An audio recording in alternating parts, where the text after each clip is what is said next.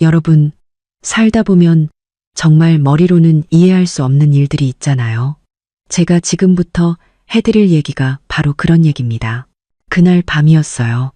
저는 거실 소파에 앉아 남편이 내일 입을 셔츠를 다리고 있었죠. 그런데 갑자기 TV에서 로또 당첨번호 방송이 나오는 거예요. 7, 0, 2, 9. 저도 모르게 번호를 따라 읊조리고 있었죠. 손에 든 다리미도 내려놓기 전이었는데 갑자기 남편 박민준이 안방에서 뛰쳐나오는 거 있죠. 눈은 황소처럼 커다래져서는 손에는 웬 꼬깃꼬깃한 복권 한 장을 들고 말이에요. 민지야, 됐어. 우리 당첨됐어. 남편은 복권을 제 얼굴에 바싹 갖다 대는데 목소리가 사시나무 떨듯 떨리고 있었어요. 20억. 무려 20억 원이야. 그 순간 머리가 띵하고 울리는 것 같았어요.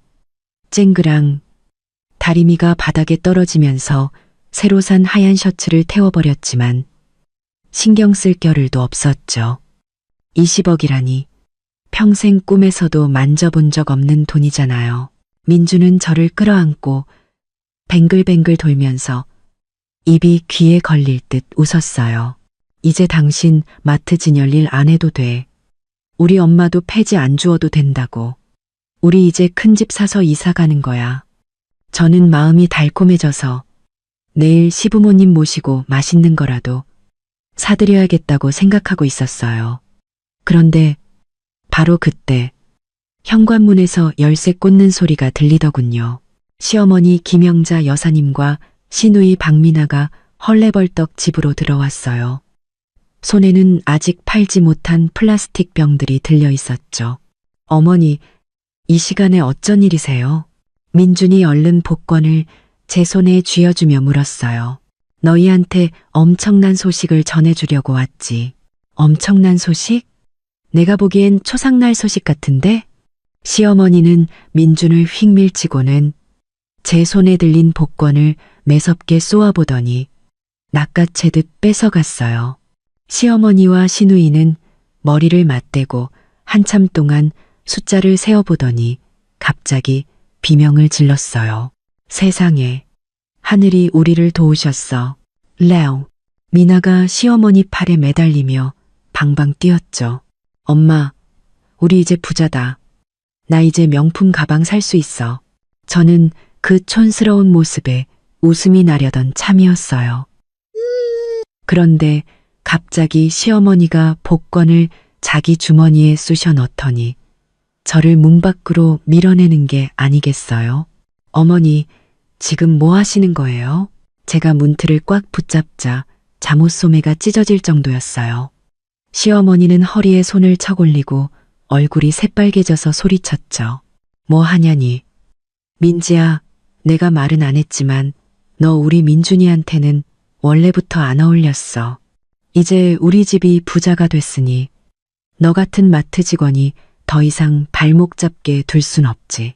어머니, 무슨 그런 말씀을. 저는 제 귀를 의심했어요.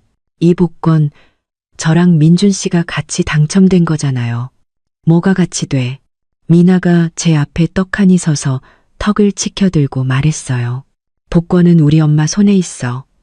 그럼 우리 박씨 집안 거지. 너 당장 짐 싸서 나가. 우리가 내쫓기 전에. 저는 민준을 돌아봤어요.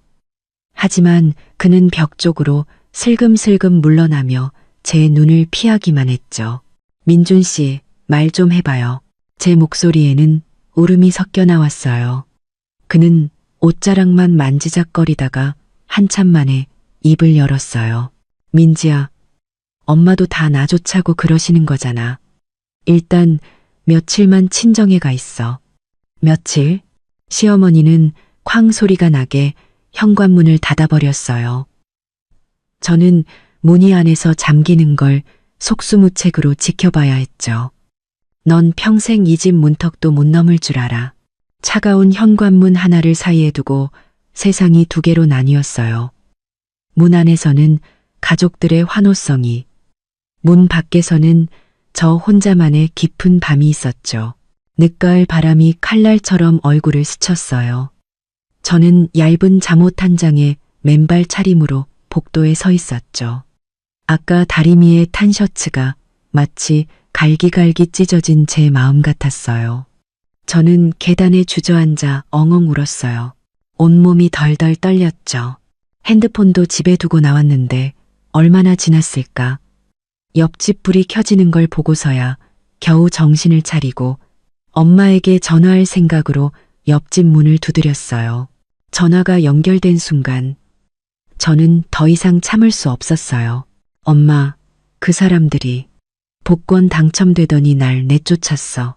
엄마는 전화기 너머에서 몇 초간 말이 없으셨어요. 이유를 묻지 않으시고 단지 이렇게 말씀하셨죠. 울지 마라. 지금 어디니? 엄마가 데리러 갈게. 30분쯤 지났을까? 엄마가 전기 스쿠터를 타고 저를 데리러 오셨어요.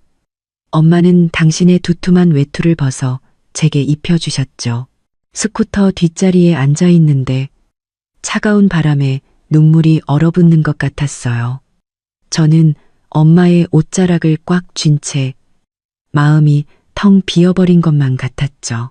집에 도착해서 몸이 좀 녹자마자 저는 엄마에게 울면서 하소연하기 시작했어요.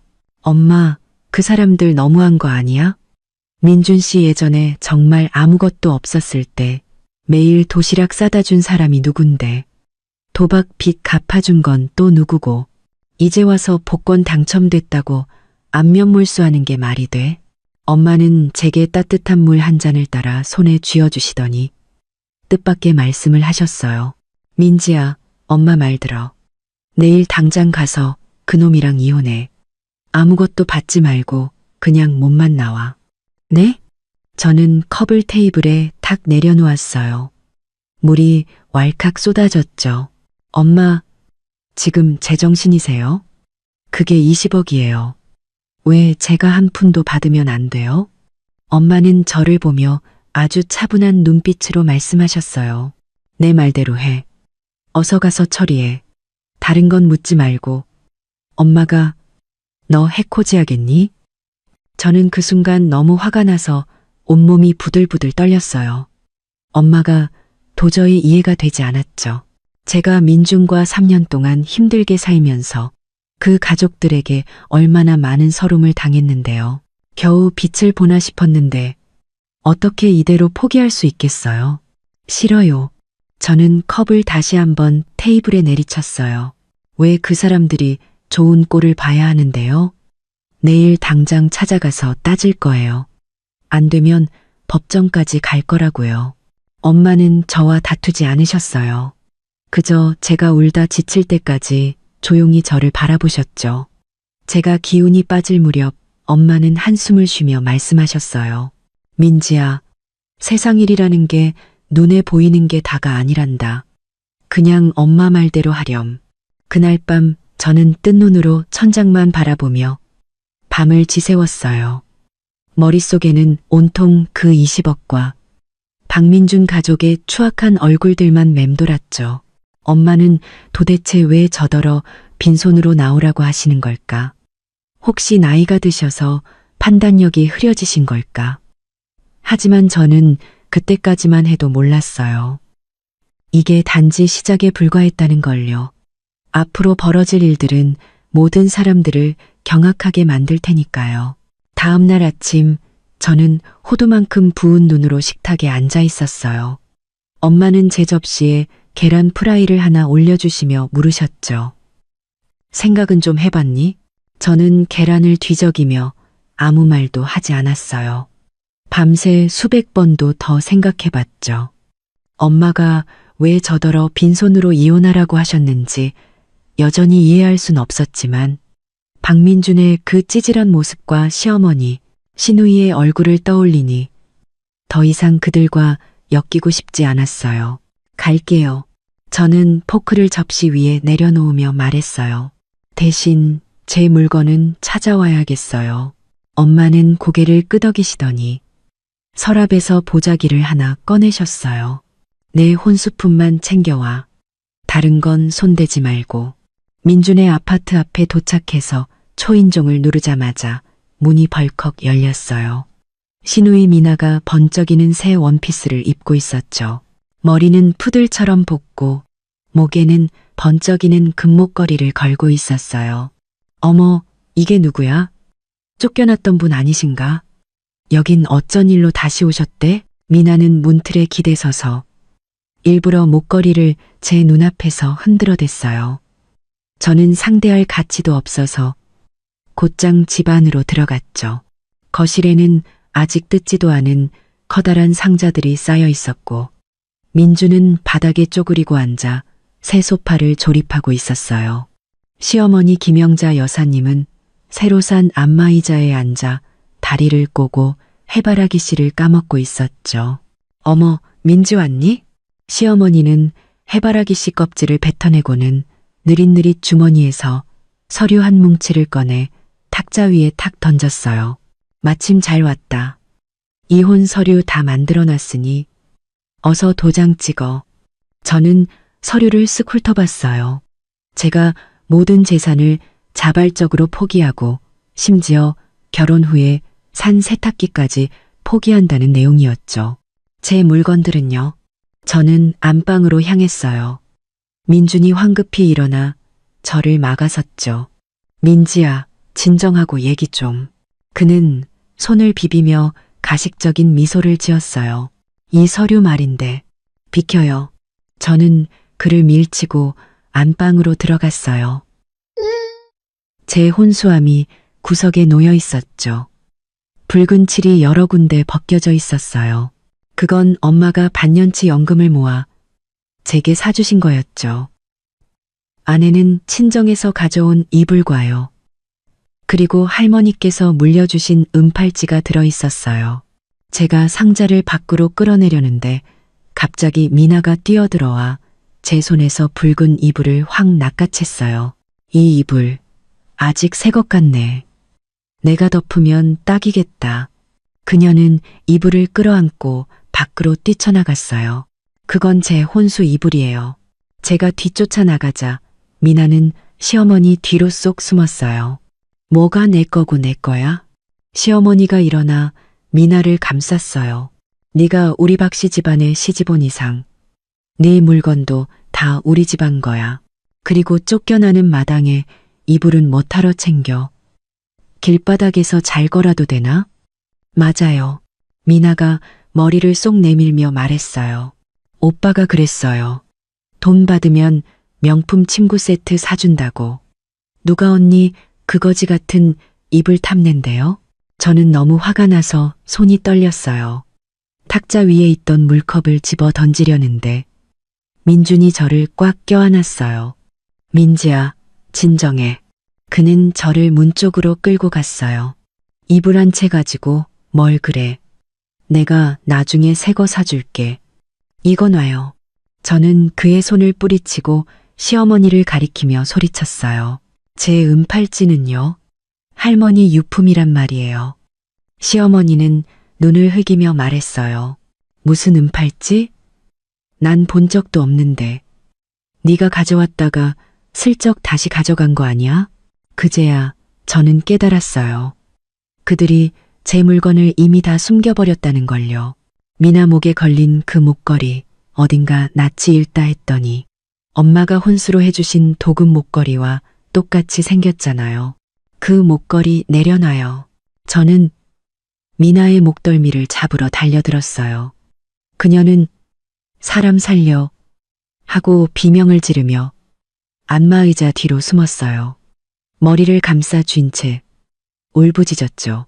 오빠, 저 여자가 내 목걸이 뺏으려고 해. 민준이 뒤에서 저를 끌어안고 문 밖으로 끌어냈어요. 그의 힘은 무서울 정도로 셌죠. 저는 발버둥 치다가 손톱으로 그의 팔을 긁고 말았어요. 그가 아야 소리를 지르더니 돌아서서 제 뺨을 후려쳤어요. 짝 하는 소리와 함께 집안이 순식간에 조용해졌어요. 저는 뺨을 감싸 쥐었어요. 귀에서 윙윙 소리가 났죠. 허공에 멈춰있는 민준의 손과 놀라고 두려워하는 그의 표정을 봤어요. 결혼 3년 동안 그는 제게 큰 소리 한 번 낸 적이 없었어요. 그런데 오늘 고작 가짜 목걸이 하나 때문에 저를 때리다니. 좋아. 아주 잘 됐네. 애뉴. 저는 냉소를 지으며 탁자 위에 펜을 집어들고 이혼 서류에 망설임 없이 제 이름을 썼어요. 시어머니는 서류를 보물이라도 되는 듯 낚아채 품속에 넣었어요. 얼굴에는 웃음꽃이 활짝 피었죠. 그래, 진작 이랬어야지. 똑똑한 사람은 때를 아는 법이야. 저는 낡은 혼수함을 끌고 밖으로 나갔어요. 상자 바닥이 긁히는 소리가 귀에 거슬렸죠. 문 앞에 서서 저는 민준을 돌아봤어요. 그는 고개를 푹 숙인 채 저를 쳐다보지 못했죠. 미나는 핸드폰으로 저를 찍고 있었고 시어머니는 막 찾아온 현금을 세고 있었어요. 한 뭉치, 두 뭉치. 그 모습이 눈에 가시처럼 밝혔어요. 두고 봐. 저는 이를 악물고 말하며 상자를 질질 끌고 계단을 내려갔어요. 아파트 아래로 막 내려섰을 때 베란다에서 미나의 목소리가 들려왔어요. 여러분, 와서 구경하세요. 부잣집에 시집 오려다 실패하고 쫓겨나는 여자예요. 저는 돌아보지 않았어요. 상자를 어깨에 들쳐매고 힘차게 앞으로 걸어나갔죠. 햇살이 몸 위로 쏟아졌지만 마음속에 냉기는 가시지 않았어요. 저는 맞은 뺨을 만져봤어요. 화끈거리고 아팠죠. 하지만 저는 알았어요. 이 아픔은 잠시일 뿐이라는 걸요. 엄마 말씀이 맞았어요. 어떤 일들은 겉만 봐서는 안 돼요.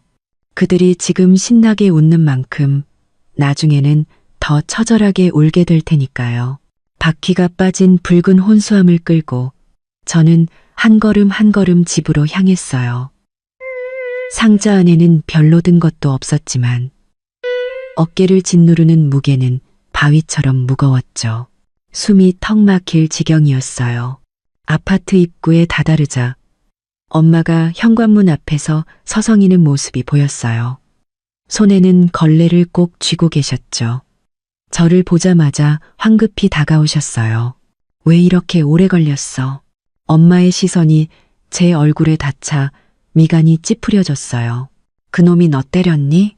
저는 코끝이 찡해져서 눈물이 왈칵 쏟아질 뻔했어요. 얼른 고개를 돌렸죠. 아니에요. 그냥 부딪혔어요. 웃기지 마. 아운. 엄마는 저를 복도로 끌고 들어가셨어요. 목소리에는 화가 가득했죠. 박민준, 그 자식이 감히 손을 대? 내가 가서 다리를 분질러 놓을 테다. 집에 들어와.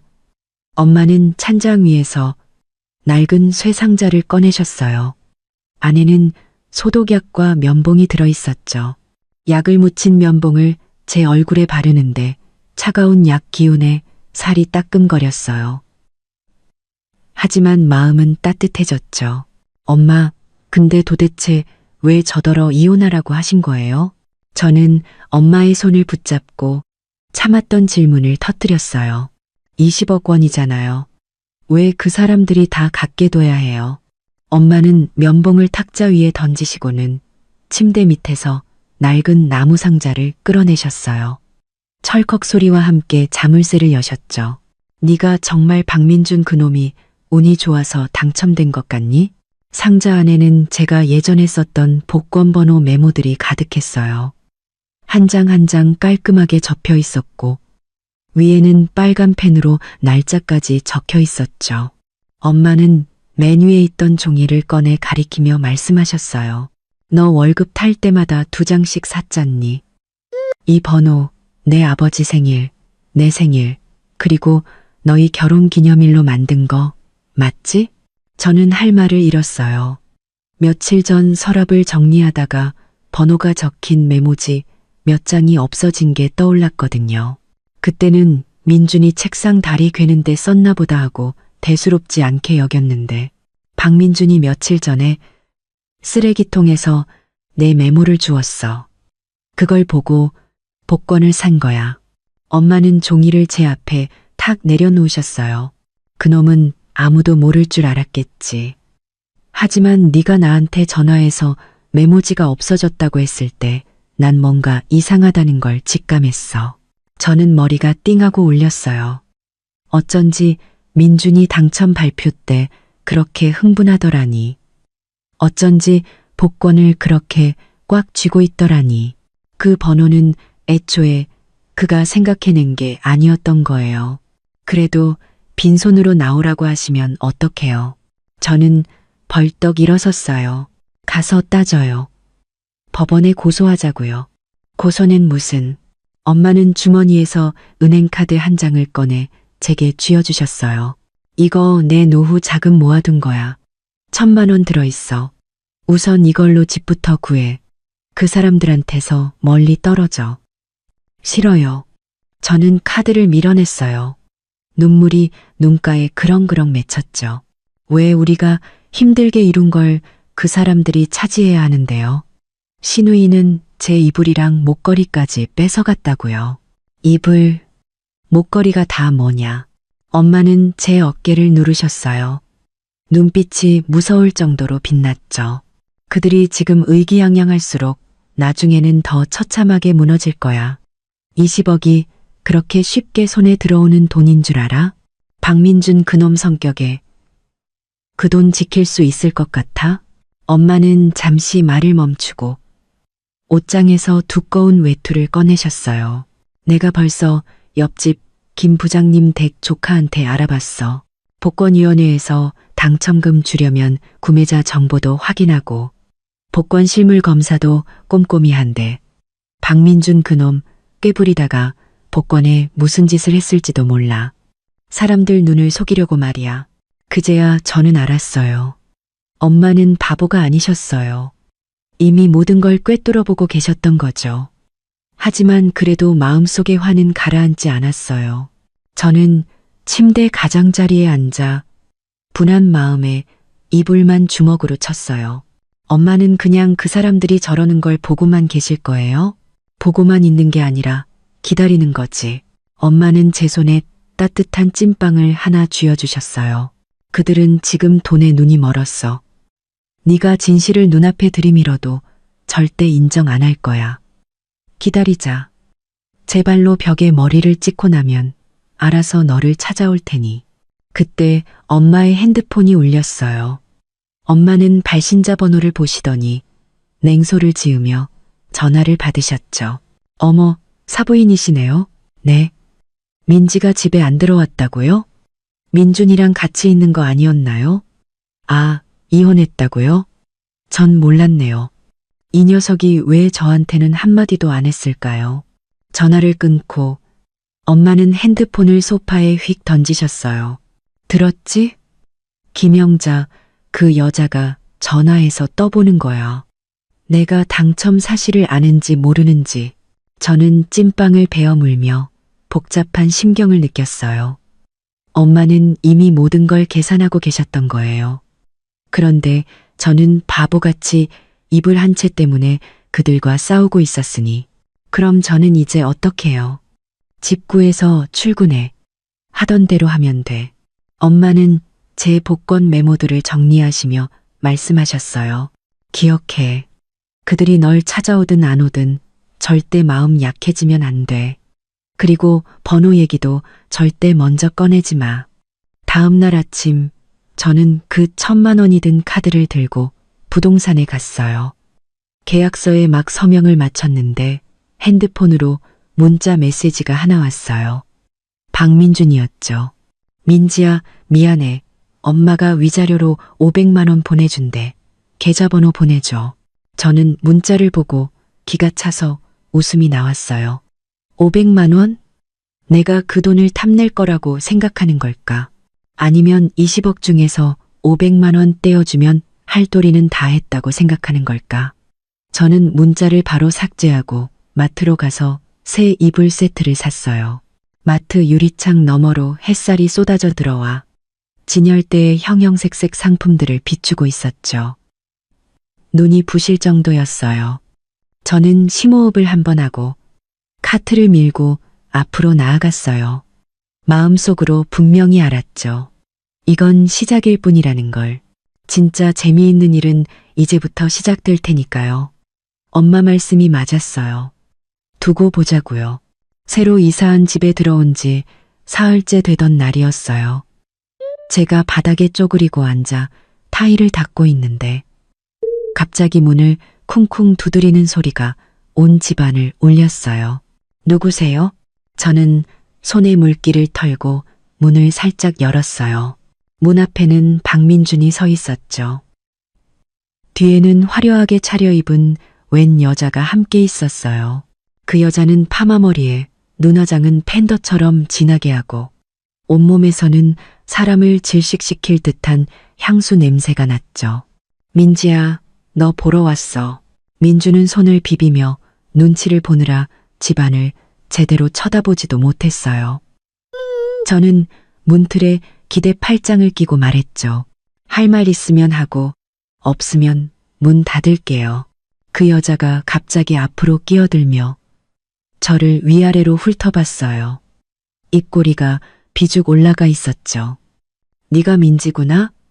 민준 씨한테 얘기 많이 들었어. 그녀는 일부러 민준의 몸에 기대며 손가락으로 그의 팔을 빙글빙글 돌렸어요. 내 이름은 리리, 민준 씨 여자친구야. 저는 어이가 없어서 웃음이 터질 뻔했어요. 이혼한 지 며칠이나 됐다고 벌써 새 여자친구를 데리고 오다니. 그래서요? 저한테 자랑하러 오셨어요? 리리는 마치 꼬리를 밟힌 고양이처럼 목소리를 높였어요. 자랑이라니. 우리가 얼마나 착한데. 네가 잘 사는지 보러 온 거잖아. 민준 씨가 그러더라. 너 혼자 이렇게 허름한 집에서 에어컨도 없이 사는 게 얼마나 불쌍하냐고. 그녀는 말하면서 집안을 엿봤어요. 제가 막 사온 중고 냉장고를 보더니 입을 가리고 웃었죠. 어머머, 이 냉장고는 너보다 나이가 많겠다. 우리 민준 씨가 새로 산 양문형 냉장고는 돼지 한 마리도 들어가는데. 민준이 옆에서 그녀의 팔을 잡아 끌며 가식적으로 말했어요. 리리, 함부로 말하지 마. 민지야, 우린 그냥 너한테 뭐 좀 주려고 온 거야. 그는 손에 든 비닐봉지를 제 앞에 내밀었어요. 엄마가 너 주라고 하셨어. 예전에는 네가 밥 했으니까 배고플까봐 걱정되신데. 저는 봉지 안을 힐끗 봤어요. 딱딱하게 마른 빵 몇 개와 유통기한이 거의 다 된 간장 반병이 들어있었죠. 필요 없어요. 저는 한 걸음 뒤로 물러서며 문을 가리켰어요. 그거 가져가세요. 먹고 배탈 날까봐 무섭네요. 아, 말하는 것 좀 봐. 리리가 봉지를 바닥에 내던졌어요. 빵이 사방으로 굴러다녔죠. 우리가 잘해주니까 만만해 보여? 네가 아직도 이 집안 며느리인 줄 알아? 잘 들어. 민준 씨는 이제 억만장자야. 널 보러 와준 것만으로도 영광인 줄 알라고. 억만장자. 저는 허리를 숙여 빵 하나를 집어 그녀의 발치에 던졌어요. 그 돈, 깨끗한 돈이긴 해요. 그걸 자랑이라고 떠들다니. 민준의 얼굴이 새하얘졌어요. 그는 황급히 리리를 뒤로 끌어당겼죠. 민지야, 함부로 말하지 마. 함부로 말하다니요? 저는 한 걸음 다가가 그의 눈을 똑바로 쳐다봤어요. 그 복권, 어떻게 된 건지 본인이 제일 잘 알 텐데요. 민준의 눈빛이 겁먹은 토끼처럼 흔들렸어요. 그는 더듬거리며 아무 말도 못했죠. 리리는 상황이 이상하다는 걸 눈치채고 허리에 손을 올리고 제게 소리쳤어요. 이간질하지 마. 민준 씨가 그랬어. 복권은 자기가 직접 산 거고 너랑은 아무 상관없다고. 넌 그냥 질투하는 거야. 그가 부자가 된 것도 질투나고 나처럼 젊고 예쁜 여자를 만난 것도 질투나는 거지. 젊고 예쁘다고? 저는 냉소를 지으며 그녀의 목에 걸린 목걸이를 가리켰어요. 그 목걸이 어디서 많이 본 것 같네요. 제 혼수품 아니에요. 미나가 며칠 하더니 어느새 당신 목에가 있네요. 리리는 무의식적으로 목걸이를 감싸 쥐었어요. 눈빛이 흔들렸죠. 뭐가 내 거야. 이건 민준 씨가 나한테 사준 거라고. 그래요? 엄마. 저는 집안을 향해 소리쳤어요. 엄마, 빨리 나와 보세요. 제 목걸이가 왜 저 여자 목에 걸려 있어요? 리리는 겁을 먹고 뒤로 물러섰고 민준도 당황했어요. 그는 더듬거리며 물었죠. 어머니도 여기 계셨어? 저는 웃음을 꾹 참고 굳은 표정으로 말했어요. 당연하죠. 엄마가 저 혼자 사는 게 걱정돼서 같이 계세요. 어때요? 들어와서 차라도 한잔하고 가실래요? 그들이 감히 들어올 리가 없었죠. 민주는 리리를 끌고 도망치듯 자리를 뜨려고 했어요. 리리는 포기하지 않고 뒤돌아서서 제게 소리쳤죠. 두고 봐. 민준 씨가 그 20억 받으면 우린 큰 집 살 거야. 그때 초대해 줄게.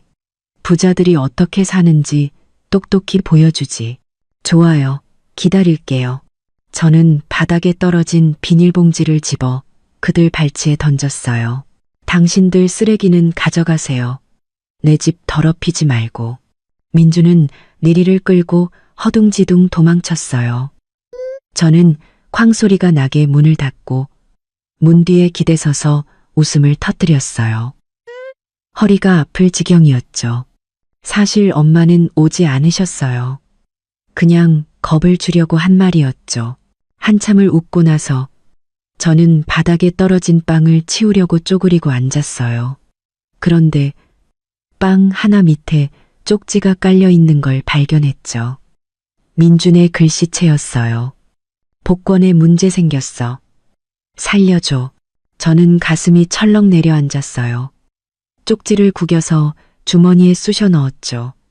엄마의 예상이 맞았나 봐요. 그 복권에 정말 문제가 생긴 거예요. 저는 창가로 가서 민준과 리리가 아파트 아래에서 싸우는 모습을 지켜봤어요. 리리는 민준의 코앞에 손가락질하며 소리쳤고 민준은 고개를 숙인 채 아무 말도 못했죠. 결국 리리는 화를 내며 택시를 타고 가버렸고 민준은 길가에 홀로 쪼그리고 앉아 있었어요. 마치 버려진 개처럼요. 저는 주머니 속 쪽지를 꺼내 햇빛에 비춰봤어요. 입꼬리가 저절로 올라갔죠. 민준이 남긴 쪽지를 주머니에 넣고 다니니 마치 뜨거운 인두를 품고 있는 것 같았어요.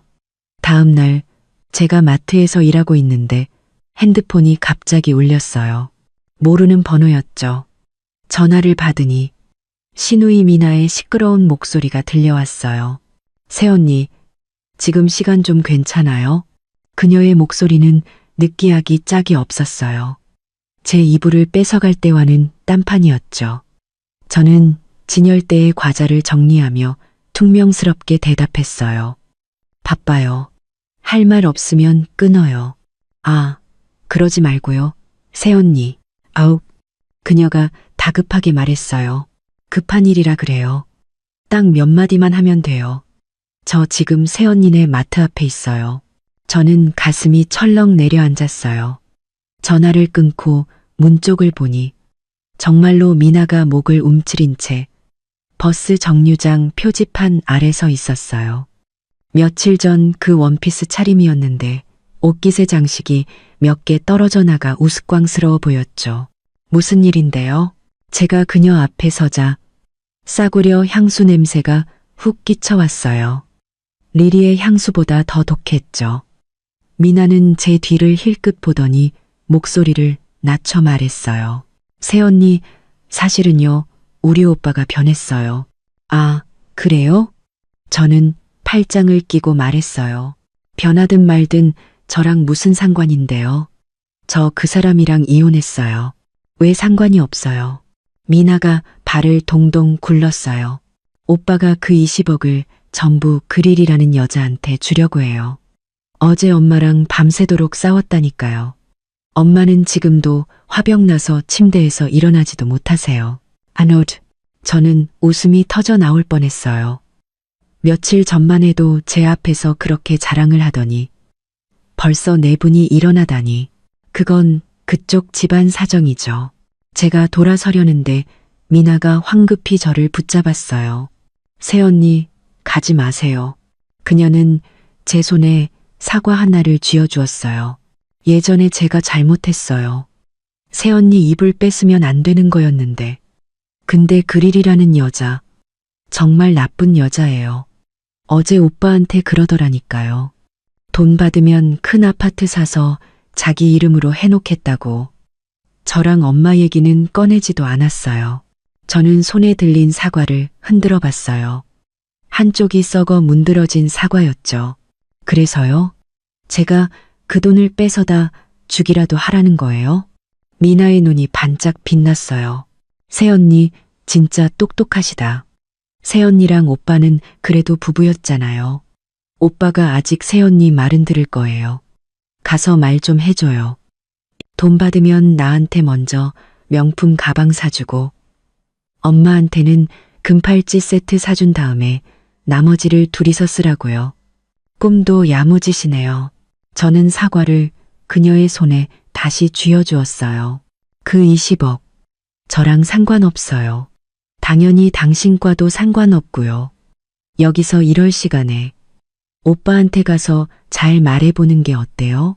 미나의 얼굴이 순식간에 일그러졌어요. 그녀는 발을 구르며 말했죠. 내가 말해서 될 것 같았으면 새언니를 찾아왔겠어요. 오빠는 지금 그 여우 같은 년한테 홀딱 빠져서 정신을 못 차린다니까요. 어제 내가 몇 마디 거들었다고 나를 밀치기까지 했다고요. 그녀가 소매를 걷어올리자 팔에 정말로 시퍼런 멍 자국이 있었어요. 저는 속으로 냉소를 지었죠. 박민준 그놈 돈 좀 생겼다고 이제 자기가 누군지도 모르나 보네. 친동생까지 때리다니. 새언니, 근데 하나도 안 급해 보이네요. 미나가 갑자기 저를 빤히 쳐다봤어요. 눈빛이 이상했죠. 엄마가 그러시는데 그 복권 번호가 새언니가 예전에 쓰던 거랑 좀 비슷한 것 같대요. 저는 가슴이 철렁했지만 겉으로는 태연한 척했어요. 어머니가 노망나셨나 보네요. 제가 무슨 복권 번호를 써요? 아니에요. 미나가 다가오며 목소리를 더 낮췄어요. 새언니 예전에 작은 수첩에 맨날 숫자 적었잖아요. 내가 점치는 거냐고 물어봤었는데. 그거 가계부 쓴 거예요. 저는 마트 안으로 들어가며 말했어요. 할 말 없으면 저 들어갈게요. 사장님한테 걸리면 월급 깎여요. 미나가 뒤에서 소리쳤어요. 새언니, 잠깐만요. 엄마가 그러셨어요. 우리가 돈 받는 거 도와주면 오빠랑 다시 재결합하게 해주신대요. 저는 걸음을 멈추고 하마터면 웃음을 터뜨릴 뻔했어요. 재결합? 이제 와서 막다른 길에 몰리니 별소리를 다 하네. 어머니께 전해요. 필요 없다고. 저는 뒤도 돌아보지 않고 마트로 들어갔어요. 유리문 너머로. 미나가 그 자리에 서서 얼굴이 새빨개진 모습이 보였죠. 오후에 퇴근할 무렵 엄마에게서 갑자기 전화가 왔어요. 목소리가 무척 신나셨죠. 민지야, 엄마가 뭘 알아냈는지 아니? 뭔데요? 저는 마지막 진열대를 정리하며 물었어요. 박민준이랑 그 엄마랑 아주 난리가 났대. 엄마가 전화기 너머에서 말씀하셨어요. 듣자 하니 그놈이 복권을 리리라는 애한테 맡기겠다고 우겨서 김영자 여사가 빗자루 들고 쫓아다니면서 때렸대. 새로 산 안마의자까지 부숴버렸다더라. 저는 웃음을 참을 수 없었어요. 정말요? 그럼 진짜지. 아래층 사는 김 부장님 댁 조카가 그랬어. 바로 옆집에 사는데 어젯밤에 하도 시끄러워서 온 동네 사람들이 다 들었대. 전화를 끊고 저는 마음이 한결 가벼워졌어요. 싸우라고 해요. 아주 집안이 풍비박산 나도록 싸우라고 하죠. 그래야 온 동네 사람들이 그 집안이 돈벼락 맞고 어떻게 변했는지 알게 될 테니까요. 물건을 정리하고 퇴근 준비를 하는데 핸드폰이 다시 울렸어요. 이번에는 박민준이었죠. 저는 잠시 망설이다가 전화를 받았어요. 민지야. 그의 목소리는 심하게 잠겨 있었어요. 마치 운 것 같았죠. 혹시 와서 우리 엄마 좀 말려줄 수 있어? 네? 엄마가 방에 들어가서 문을 잠그고 하루 종일 아무것도 안 드시고 계셔. 어머니를 말려달라고요? 저는 냉소했어요. 제가 왜 그래야 하죠? 누가 저를 내쫓았는지 잊으셨어요? 내가 잘못했어. 그가 전화기 너머에서 흐느꼈어요. 민지야, 내가 정말 잘못했어. 그릴이라는 애는 사기꾼이었어. 나를 진심으로 대한 게 아니었어. 그냥 내 돈을 노린 거였다고. 이제 와서 알았어요? 저는 가방을 들고 문 쪽으로 걸어갔어요. 늦었어요. 본인이 저지른 일은 본인이 해결하세요. 민지야, 끊지 마. 그가 다급하게 외쳤어요. 그 복권. 정말 문제 생겼어. 복권위원회에서 당첨금 지급 못 해주겠대. 저는 가슴이 철렁 내려앉아 걸음을 멈췄어요. 뭐라고요? 복권에 적힌 숫자. 내가 그때 네가 알까봐 숫자 하나를 고쳤거든. 민준의 목소리가 심하게 떨렸어요. 근데 그게 위조된 복권이라면서 돈은커녕 나를 사기죄로 고소하겠대. 저는 마트문 앞에 서서 쌩쌩 달리는 차들을 바라봤어요. 갑자기 마음이 후련해졌죠. 그럴 줄 알았지. 우리 엄마가 사람을 잘못 볼 리가 없지. 20억 원이라는 돈. 역시 그렇게 쉽게 손에 들어오는 게 아니었던 거예요. 민준의 전화를 끊고 저는 마트문 앞에 서서 한참을 멍하니 있었어요. 바람의 낙엽이 굴러와 발치에 부딪혔지만 조금도 춥지 않았죠. 며칠 동안 가슴에 쌓여있던 우라가 마치 갑자기 출구를 찾은 것처럼 한꺼번에 터져 나왔어요. 자취방에 돌아와 저는 민준이 한 말을 엄마에게 그대로 전했어요. 엄마는 부엌에서 콩나물을 다듬고 계셨는데 손에 든 콩나물 한 줄기가 뚝 하고 부러졌어요. 내가 그놈이 그럴 팔자가 아니라고 했지. 엄마는 콩나물을 대야에 던지셨어요. 물이 사방으로 튀었죠. 숫자를 고쳐. 복권위원회가 자기 집 안방인 줄 아나. 그럼 이제 어떡해요? 저는 작은 의자에 앉아 엄마의 바쁜 뒷모습을 바라봤어요. 복권위원회에서 정말 사기죄로 고소하면요. 고소하든 말든 어차피 그 돈은 못 받아. 엄마가 몸을 돌리셨어요. 앞치마가 물에 조금 젖어 있었죠. 20억이 작은 돈이니? 복권위원회에서 복권 검사하는 게 은행에서 돈 세는 것보다 더 꼼꼼해. 숫자 하나 고쳤다고 속아 넘어갈 것 같아? 그놈의 잔꾀가 언젠가는 발목을 잡을 줄 알았어. 그때 제 핸드폰이 다시 울렸어요. 또 민준이었죠. 저는 받지 않고 바로 무음으로 바꿨어요. 30초도 안 돼서 전화가 또 걸려왔어요. 마치 저승사자처럼요. 받아봐. 무슨 말을 하는지 드러나 보자. 엄마가 손을 닦으며 제 쪽으로 핸드폰을 밀어주셨어요. 저는 화면을 밀어 전화를 받았어요. 막 여보세요라고 했는데 민준의 울음 섞인 목소리가 귓속을 파고들었어요. 민지야, 나 좀 살려줘. 복권위원회에서 경찰에 신고하겠대. 나 잡혀가면 내 인생 끝이야. 내가 어떻게 살려줘요? 저는 벽에 기대어 마치 남의 얘기를 하듯 담담하게 말했어요. 내가 경찰도 아니고 복권위원회 위원장도 아니잖아요. 아니야. 넌 할 수 있어. 분명히 할 수 있다고. 그는 전화기 너머에서 목이 터져라 외쳤어요. 그 번호 네가 생각한 거잖아. 네가 가서 말해줘. 네가 나한테 고치라고 시켰다고 말이야. 그럼 그 사람들이 믿어줄 거야. 저는 기가 막혀서 웃음이 터질 뻔했어요. 박민준 씨, 정신 나갔어요? 내가 왜 당신 대신 누명을 써야 하는데요? 당신들이 나를 내쫓을 때는 이런 날이 올 거라고 생각 못했어요? 내가 잘못했어, 민지야. 정말 잘못했다고. 그는 울기 시작했어요. 끄끄거리며 말했죠. 네가 안 도와주면 우리 엄마는 화병으로 돌아가실 거야. 내 동생도 아무도 돌봐줄 사람이 없어. 민지야, 우리가 부부였던 정을 생각해서라도 나 좀 불쌍하게 여겨줘. 불쌍하게 여겨달라고요? 저는 그가 제 뺨을 때렸던 순간을 떠올렸어요. 시어머니가 저를 문 밖으로 밀쳐냈던 그 모진 손길을요. 시누이가 제 이불을 뺏어가며 비웃던 그 얼굴을요. 당신들이 나를 불쌍하게 여긴 적은 있었나요? 민주는 할 말을 잃었어요. 한참 만에 겨우 한마디 쥐어짰죠. 네가 도와주기만 한다면 나 집에 있는 거 다 줄게. 그새 냉장고랑 안마의자 네가 원하는 거 다 가져가.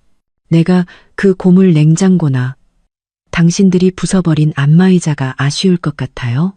저는 냉소했어요. 그럼 어쩌라는 거야? 민준의 목소리가 갑자기 변했어요. 협박하는 듯한 말투였죠. 민지야, 잘 들어. 이 일 너도 무관하지 않아. 그 번호 네가 쓴 거잖아. 네가 안 도와주면 나도 복권위원회에 가서 말할 거야. 네가 나한테 숫자 고치라고 시켰다고. 그러니 저는 가슴이 철렁 내려앉았어요. 이렇게까지 파렴치한 인간은 처음 봤어요. 좋아요. 가서 말해요. 저는 핸드폰을 꽉 쥐었어요. 손가락 마디가 하얗게 질렸죠. 마침 잘 됐네요. 경찰이 조사하게 하죠. 이 번호를 대체 누가 생각했고, 누가 몰래 메모를 주어서 복권을 샀는지, 그리고 누가 숫자를 고쳐서 20억을 독차지하려고 했는지, 전부 다요. 나한테는 당신이 쓴 쪽지도 있거든요. 복권에 문제 생겼어. 살려줘. 이게 무슨 뜻인지도 한번 물어보자고요. 민주는 갑자기 아무 말이 없었어요. 한참이 지나서야 겨우 기어들어가는 목소리로 물었죠. 너 그 쪽지 아직도 가지고 있었어? 가지고만 있는 게 아니죠. 복사까지 해뒀어요. 저는 일부러 겁을 줬어요. 당신이 감히 헛소리하면 나 이 쪽지 들고 경찰서 갈 거예요. 이 사건의 전말을 낱낱이 파헤쳐달라고 할 거라고요. 전화기 너머에서 쿵하는 소리가 들렸어요. 마치 핸드폰이 바닥에 떨어진 것 같았죠. 이어서 시끄러운 소리가 들려왔어요. 희미하게 김영자 여사님의 욕설이 들렸죠. 이 쓸모없는 놈, 여자 하나 제대로 처리 못해. 그리고 전화는 끊겼어요. 저는 핸드폰을 탁자 위에 던졌어요. 화가 나서 가슴이 답답했죠. 엄마가 다가와 제 손에 따뜻한 찐빵을 하나 쥐어주셨어요. 화내지 마라. 저런 인간들 때문에 속상해할 가치도 없어. 어떻게 저렇게 뻔뻔할 수가 있어요? 저는 찐빵을 한 입 빼어 물었어요. 빵가루가 옷에 떨어졌죠. 세상에 어떻게 저한테 뒤집어 씌울 생각을 하죠? 능력 없는 사람들이 원래 더 막무가내인 법이야. 엄마가 제 등을 토닥여 주셨어요. 이제 막다른 길에 몰리니까 저런 말도 안 되는 수를 쓰는 거지. 두고 보렴. 이틀도 안 돼서 다른 얼굴로 너한테 와서 빌게 될 테니. And 엄마 말씀은 정말 정확했어요. 다음 날 오후 제가 마트 진열대를 정리하고 있는데 동료가 갑자기 저를 툭툭 쳤어요. 민지 씨, 저기 문 앞에 전 시어머니 아니에요? 고개를 들어보니 김영자 여사님이 마트 문 앞에 서 있었어요. 머리는 헝클어져 있고 옷은 구겨져 있었죠. 며칠 전 그 당당하던 모습과는 딴판이었어요. 손에는 보자기를 들고 있었는데 저를 보자마자 억지 웃음을 지으며 이쪽으로 다가왔어요. 민지야, 바쁘니? 그녀가 제 옆으로 다가오는데 담배 냄새와 땀 냄새가 섞여서 확 끼쳐왔어요. 내가 너한테 뭐 좀 주려고 왔어. 그녀가 보자기를 열자 안에는 계란 몇 개와 시든 채소가 들어있었어요. 이거 집에서 키우는 닭이 낳은 달걀이야. 아주 신선해. 몸보신 좀 해. 그녀가 제 손에 쥐어주려고 했어요. 저는 한 걸음 뒤로 물러섰죠. 계란이 바닥에 떨어질 뻔했어요. 할 말만 하세요. 물건은 필요 없어요. 김영자 여사님의 얼굴이 잠시 굳었어요. 그녀는 황급히 보자기를 옆 진열대에 내려놓았죠. 민지야, 내가 예전에 잘못했어. 너를 내쫓으면 안 되는 거였는데. 민준이랑 이혼시킨 것도 내가 잘못했어. 그녀가 갑자기 제 손을 잡았어요. 차가운 손가락이 저를 꽉 쥐었죠. 민준이가 철이 없어서 그런 거니까 제발 좀 도와줘. 그 20억 우리 안 받아도 돼. 복권위원회에서 고소만 안 하게 해주면 뭐든 다 할게. 제가 도울 수 있는 일이 아니에요. 저는 그녀의 손을 뿌리쳤어요. 손에는 그녀가 잡았던 자국이 선명하게 남았죠. 아니야. 넌 할 수 있어. 분명히 할 수 있다고. 김영자 여사님이 갑자기 바닥에 주저앉아 울기 시작했어요. 나한테는 아들이 하나뿐이야. 걔가 감옥에 들어가면 나도 못 살아. 민지야, 내가 너한테 무릎이라도 꿇을게. 그녀는 정말로 바닥에 엎드리려고 했어요. 저는 황급히 옆으로 피했죠. 마트에 있던 사람들이 모두 몰려와 수군거리기 시작했어요. 저 사람들 며칠 전에 20억 당첨됐다는 그 집 아니야? 무슨 일인데? 듣자 하니 돈도 못 받고 소송까지 걸렸대. 쯧쯧 욕심부리다 망했구만. 김영자 여사님은 사람들의 말을 듣고 더 서럽게 울었어요. 다 내 잘못이야. 내가 욕심부려서 그래. 내가 민지를 이혼시키면 안 되는 거였는데. 저는 바닥에서 뒹구는 그녀를 보며 조금도 동정심이 들지 않았어요. 그저 우스꽝스러울 뿐이었죠. 정말 문제를 해결하고 싶으시면 어서 일어나세요. 민준 씨 데리고 복권위원회 가서 잘못했다고 비세요. 그게 그나마 나을 거예요. 제가 돌아서려는데 김영자 여사님이 바닥에서 벌떡 일어나 제 팔을 붙잡았어요. 민지야, 너 아직도 우리한테 화났지? 그녀의 눈은 토끼처럼 새빨갰어요. 네가 도와주기만 한다면 내가 민준이 너랑 다시 재결합시킬게. 진명이도 내 이름으로 해줄게. 그 20억 받게 되면 전부 다 넣어줄게. End quote. 저는 그녀를 보며 갑자기 깊은 피로감을 느꼈어요. 어머님, 저는 한 글자 한 글자 힘주어 말했어요. 첫째, 저는 재결합할 생각 없어요. 둘째, 그 집 재산 필요 없고요. 셋째, 그 20억은 원래부터 당신들 돈이 아니었어요. 말을 마치고 저는 그녀의 손을 뿌리치고 창고로 들어갔어요. 시끄러운 소음이 문 밖으로 차단되었죠. 어떤 실수는 직접 넘어져 봐야 그 아픔을 알게 되는 법이니까요. 창고에서 나왔을 때 김영자 여사님은 이미 마트를 떠나고 없었어요. 진열대 위에는 시든 채소가 담긴 보자기가 그대로 놓여 있었고 계란 몇 개가 이리저리 굴러다니고 있었죠. 동료인 이 대리가 저를 위해 계란을 주워주며 입을 삐죽이며 말했어요. 저 집안 정말 답이 없다. 며칠 전에는 사람을 발밑에 깔아뭉갤 것처럼 굴더니 이제 와서 불쌍한 척은. 저는 아무 말 없이 계란을 쓰레기통에 버렸어요. 비릿한 냄새가 코를 찔렀죠. 마치 김영자 여사님 몸에서 나던 그 냄새처럼 역겨웠어요.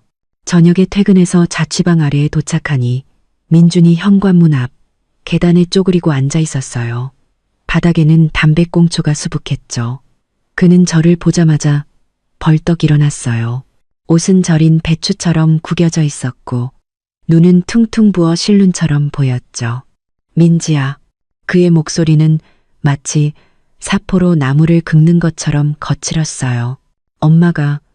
엄마가 집에 가시자마자 쓰러지셨어. 지금도 침대에 누워 계셔. 저랑 상관 있는 일인가요? 저는 열쇠를 꺼내 문을 열었어요. 그가 황급히 따라붙었죠. 상관 있지. 당연히 있지. 그가 제 문 앞을 막아섰어요. 두 손을 어쩔 줄 몰라 하며 허공에 휘저었죠. 의사 선생님이 그러셨어. 엄마가 화병에 고혈압까지 있으시다고. 이러다 정말 큰일 날지도 모른대. 그럼 병원에 모시고 가야죠. 저는 그의 옆으로 비집고 들어가려 했지만 그는 굳건히 문을 막고 있었어요. 민지야, 제발 부탁이야.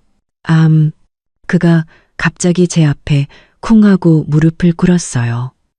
무릎이 시멘트 바닥에 부딪히는 소리가 둔탁하게 울렸죠.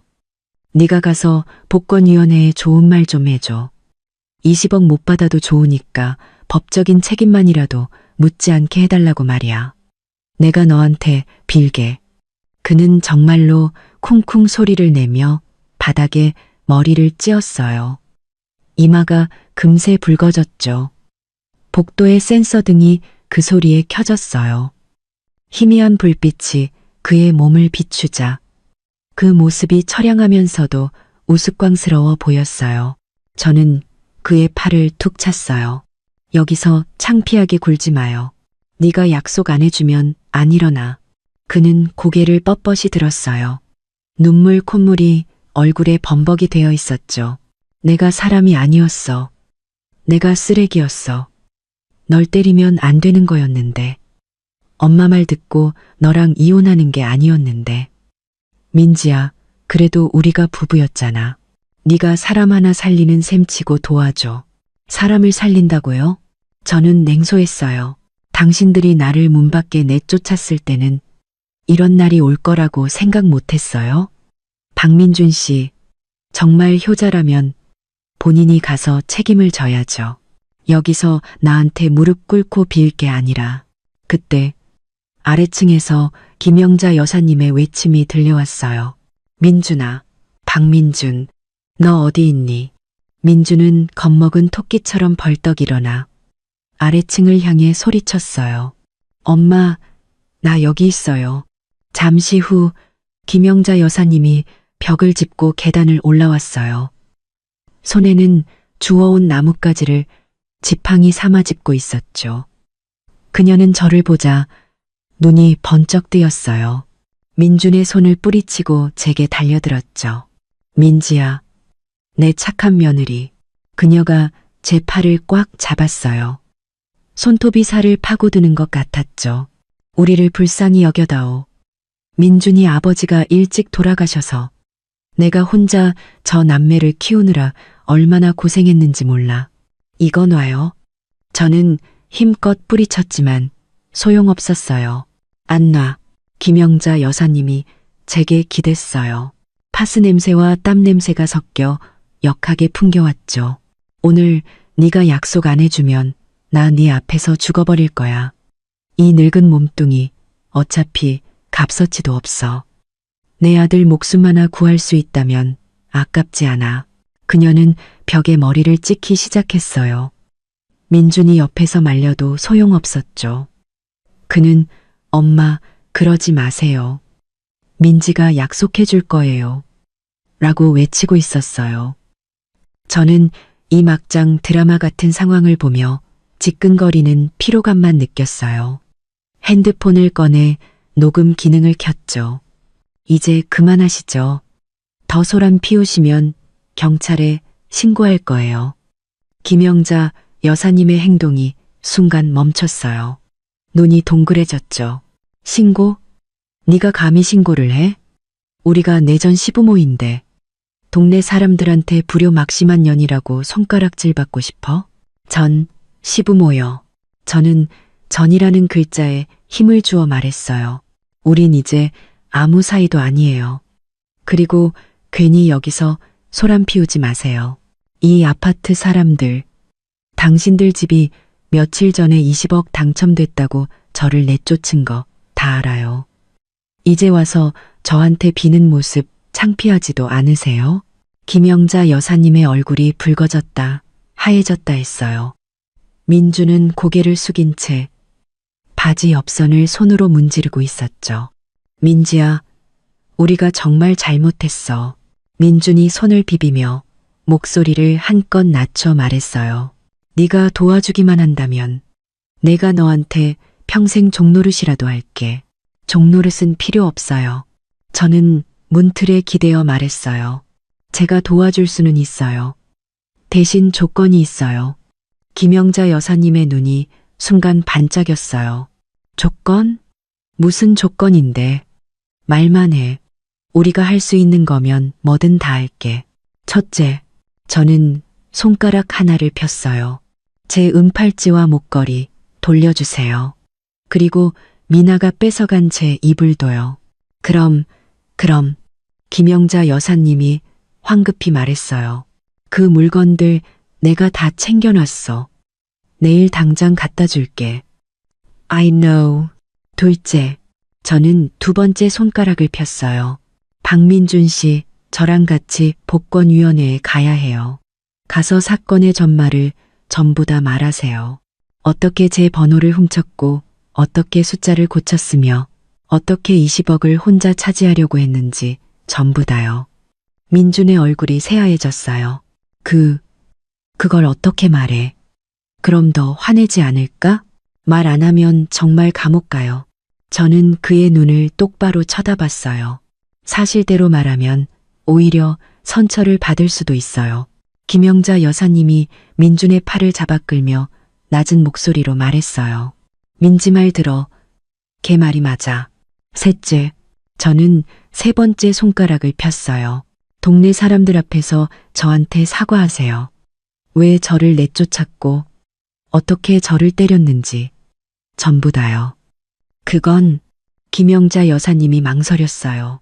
그건 좀 싫으면 마세요. 제가 문을 닫으려 하자 그녀가 황급히 저를 붙잡았어요. 할게. 우리가 할게. 사과. 그거 뭐 어렵다고. 당연히 해야지. 진작 했어야 했는데. 저는 그들의 다급한 모습을 보며 속으로 냉소를 지었어요. 진작 그랬어야지. 좋아요. 저는 핸드폰을 주머니에 넣었어요. 내일 오전 9시 제 물건들 챙겨서 복권위원회 앞으로 오세요. 기억하세요. 물건 하나라도 빠지거나 사과 한마디라도 빼먹으면 이 얘기는 없던 걸로 할 거예요. 알았어. 김영자 여사님은 연신 고개를 끄덕이며 민준을 끌고 계단을 내려갔어요. 가면서도 뒤돌아보며 당부했죠. 민지야, 너 꼭 와야 한다. 저는 아무 말 없이 쾅소리가 나게 문을 닫았어요. 문 뒤에 기대어 주머니 속 핸드폰을 만져봤어요. 녹음은 계속되고 있었죠. 엄마가 안방에서 나오셨어요. 손에는 사과 하나를 들고 계셨죠. 다 녹음했니? 네. 저는 사과를 받아 크게 한 입 베어 물었어요. 저 사람들이 딴소리하면 이 녹음 파일 온 동네에 다 뿌릴 거예요. 엄마는 고개를 끄덕이셨어요. 눈에는 안도감이 서려 있었죠. 그래, 잘했다. 저런 인간들을 상대할 때는 항상 대비를 해둬야 해. 창밖에 달빛이 들어와 바닥에 하얀 서리처럼 깔렸어요.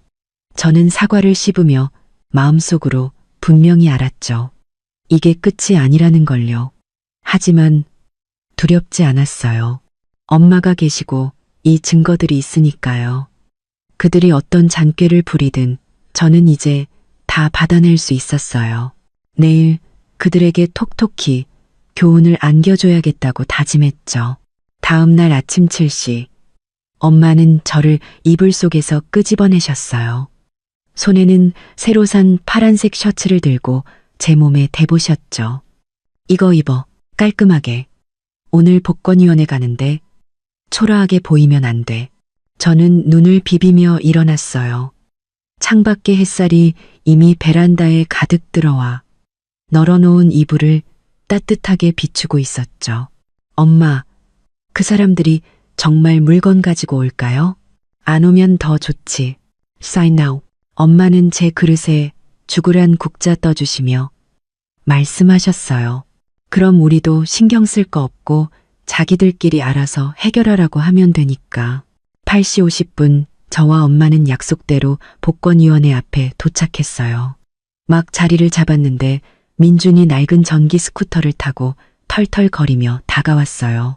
뒷좌석에는 커다란 보따리가 묶여 있었고 김영자 여사님이 그 뒤에 앉아 손에는 붉은 보자기를 들고 있었죠.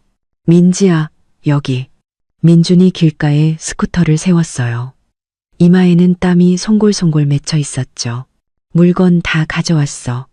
그가 보따리를 풀자 제 붉은 혼수 이불이 보였어요. 가장자리에는 먼지가 좀 묻어 있었죠. 김영자 여사님이 황급히 붉은 보자기를 내밀었어요. 팔찌랑 목걸이 여기 다 있어. 한번 세어봐. 제가 보자기를 열어보니 은팔찌는 반짝반짝하게 닦여 있었고 목걸이도 그대로 있었어요. 다만 장식 하나가 떨어져 나갔더군요. 어차피 미나가 했던 물건 갖고 싶지도 않았지만 이건 제 것이니 당연히 돌려받아야 했죠. 됐어요. 저는 보자기를 가방에 넣고 말했어요. 들어가시죠. 복권위원회에 들어가자 안내 데스크 직원이 안쪽 사무실을 가리켰어요. 김 부장님께서 안에서 기다리고 계십니다. 문을 열고 들어가니 양복을 입은 중년 남성이 책상 뒤에 앉아 있었어요. 책상 위에는 보온병이 놓여 있었죠. 그는 우리를 보자마자 일어났어요. 민지 씨 되시죠? 제가 김 부장입니다. 안녕하세요, 부장님. 저는 고개를 끄덕였어요. 민준과 김영자 여사님은 제 뒤에서 고개를 가슴팍까지 숙이고 있었죠. 앉으세요. 김 부장님이 옆에 있는 의자를 가리키며 말했어요. 자, 어떻게 된 일인지 말씀해 보시죠. 민준은 무릎 위에서 손을 쉴 새 없이 비볐어요. 한참 동안 입을 떼지 못했죠. 김영자 여사님이 옆에서 그를 툭 치며 말했어요. 말해. 부장님께 사실대로 말씀드리라고. 저는 민준이 침을 꿀꺽 삼키고 말했어요. 그 복권 제가 주운 거예요. 민지가 쓴 번호를요. 주었다고요? 김 부장님이 미간을 찌푸렸어요. 어떻게, 어디서 주었습니까? 집에 있는 쓰레기통에서요. 민준의 목소리가 점점 작아졌어요. 민지는 복권을 사고 나면 항상 메모지를 버렸어요. 그날 제가 쓰레기를 버리다가 거기에 적힌 번호를 보고 몰래 주워서 똑같이 한 장 샀어요. 그럼 숫자는 왜 고쳤습니까? 김 부장님이 책상 위에 놓인 복권 사본을 들고 물었어요. 여기에는 분명히 수정한 흔적이 있는데요. 민준의 얼굴이 순식간에 새빨개졌어요. 저는 민지가 알면 화낼까봐. 그래서 숫자 하나를 고쳐서 제가 직접 고른 것처럼 하려고 했어요. 돈을 받으면 그때 말해주려고 했어요. 조금 떼어주려고. 조금 떼어준다고요? 저는 냉소했어요. 그때 당신이 한 말은 그게 아니었는데요. 그 돈 저랑 아무 상관없다면서요. 어머님 시켜서 저를 내쫓기까지 했잖아요. 민주는 고개를 더 깊이 숙였어요. 김영자 여사님이 황급히 말했죠. 부장님, 다 제 잘못입니다. 제가 욕심이 많아서 제가 아들한테 시킨 거예요. 우리 아들은 아무 잘못 없어요.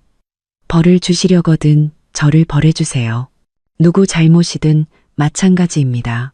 김 부장님이 사본을 내려놓았어요. 규정상 수정된 복권은 당첨금을 지급할 수 없습니다. 그리고 여러분의 행동은 이미 사기 혐의에 해당됩니다. 김영자 여사님의 얼굴이 새하얘졌어요. 그럼 어떻게 되나요? 감옥에 가나요? 원래는 경찰에 신고해야 합니다. 김 부장님이 저를 한번 보시더니 말을 이었어요. 하지만 어제 민지 씨가 저희에게 전화를 해서 직접 와서 상황 설명을 하겠다고 했습니다. 예전에 썼던 번호 메모까지 증거로 제출했고요. 그래서 저희도 일단 상황을 좀 더 파악해 보기로 한 겁니다. Unaccenting. 저는 핸드폰을 꺼내 그 번호가 적힌 사진들을 김 부장님께 보여드렸어요. 이게 다 제가 예전에 쓴 것들이에요. 보시면 당첨 번호랑 숫자 하나만 다르죠.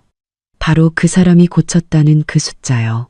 김 부장님이 사진을 한 장 한 장 넘겨보며 고개를 끄덕였어요. 확실히 그렇군요.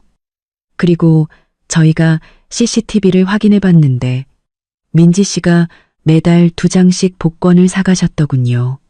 번호도 이 메모와 일치하고요. 그는 핸드폰을 내려놓고 민준을 쳐다봤어요. 본인이 무슨 짓을 했는지 압니까? 20억 원입니다. 고작 그 돈 때문에 이런 짓을 할 가치가 있었습니까? 민준이 갑자기 와하고 울음을 터뜨렸어요. 제가 잘못했어요. 정말 잘못했어요. 제가 욕심부리면 안 되는 거였는데, 숫자를 고치면 안 되는 거였는데, 무엇보다 민지한테 그러면 안 되는 거였는데, 됐습니다. 김 부장님이 손을 저었어요. 민지 씨가 선처를 구했고, 여러분이 실제로 돈을 받지는 않았으니, 이번 일은 문제 삼지 않겠습니다. 하지만 이 복권은 당연히 무효 처리됩니다. 앞으로 다시는 이런 생각 하지 마십시오. 김영자 여사님은 책임을 묻지 않는다는 말에 푸통 소리를 내며 김 부장님 앞에 무릎을 꿇었어요. 감사합니다. 부장님, 정말 감사합니다. 부장님은 정말 좋은 분이십니다. 일어나세요. 김 부장님이 황급히 그녀를 일으켜 세웠어요. 앞으로는 정직하게 사세요. 다시는 잔꾀 부리지 마시고요. 복권위원회를 나오자 김영자 여사님이 제 손을 잡았어요. 눈물이 그렁그렁했죠. 민지야, 고맙다. 네가 아니었으면 우리 민준이는 끝장이었을 거야. 저한테 고마워하지 마세요. 저는 그녀의 손을 뿌리쳤어요. 당신들을 위해서 한 게 아니에요. 제 자신을 위해서 한 거죠. 제 물건도 돌려받았고 오해도 풀렸으니 앞으로 다시는 연락하지 말았으면 좋겠네요. 민준이 무언가 말하려는데 엄마가 옆에서 입을 여셨어요. 자, 할 말은 다 했으니 이제 그만 가보세요. 앞으로는 착실하게 사세요. 다시는 하늘에서 돈벼락 떨어질 생각하지 마시고요. 그들이 낡은 스쿠터를 타고 멀어지는 모습을 보며 저는 마음이 아주 가벼워지는 것을 느꼈어요. 햇살이 몸 위로 쏟아지는데 따뜻했죠. 20억 원에 당첨된 것보다 더 기분이 좋았어요. 엄마, 우리 칼국수 먹으러 가요. 제가 살게요. 저는 엄마의 손을 잡았어요. 그래, 좋지. 엄마가 웃으며 말씀하셨어요. 만두도 추가해서 먹자. 칼국수 가게에 앉아 김이 모락모락 나는 그릇을 보며 저는 문득 깨달았어요. 엄마가 왜 저더러 빈손으로 이혼하라고 하셨는지를요. 어떤 돈은 손에 쥐어도 결코 좋은 일이 아닐 수 있어요. 박민준의 가족처럼요. 만약 정말 20억에 당첨됐다고 해도 그들은 그 돈을 지키지 못했을 거예요. 오히려 그 돈 때문에 집안이 풍비박산 났을지도 모르죠. 엄마, 역시 엄마가 현명하셨어요. 저는 엄마 그릇에 만두를 하나 넣어드렸어요.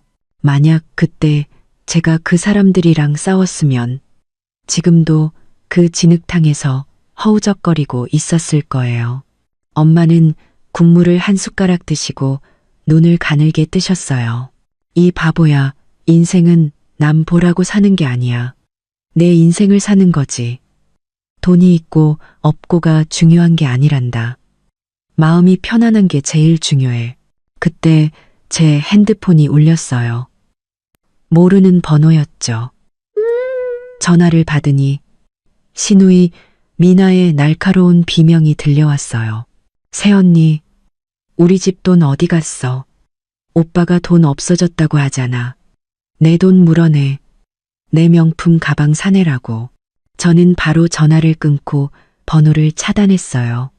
칼국수의 구수한 향기가 코끝을 맴돌았죠. 저는 젓가락을 들고 맛있게 먹기 시작했어요. 2, 3. 드디어 제대로 살아볼 수 있게 되었네요. 칼국수를 다 먹고 엄마와 함께 집으로 걸어가는데 핸드폰이 다시 울렸어요. 이번에는 민준이었죠. 저는 미간을 찌푸렸지만 전화를 받았어요. 민지야, 어디야? 그의 목소리에는 울음기가 섞여 있었고 배경에서는 유리 깨지는 소리가 들려왔어요. 할 말 있으면 해요. 저는 발걸음을 재촉하며 그와 길게 통화하고 싶지 않다는 티를 냈어요. 민지야, 빨리 와서 나 좀 살려줘. 그가 전화기 너머에서 외쳤어요. 미나가 집을 다 때려 부수고 있어.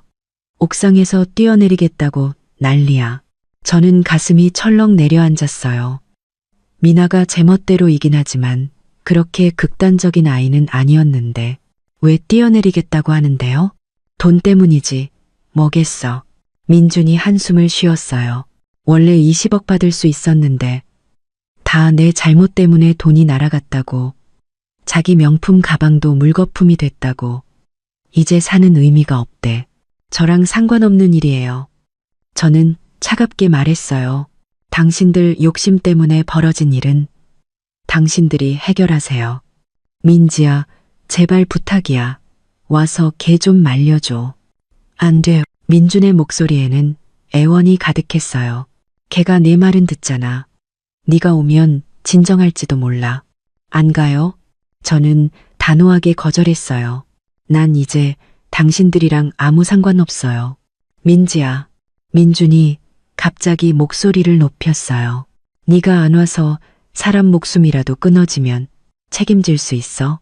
전화를 끊으려는데 엄마가 옆에서 말씀하셨어요. 가보자.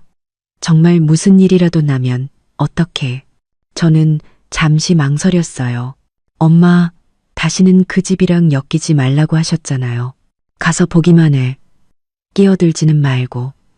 그래도 사람 목숨이 달린 일이잖니. 어쩔 수 없이 저는 민준에게 말했어요. 주소 보내요. 가서 볼게요. 민준의 아파트 아래에 도착하니 위층에서 시끄러운 소리가 들려왔어요.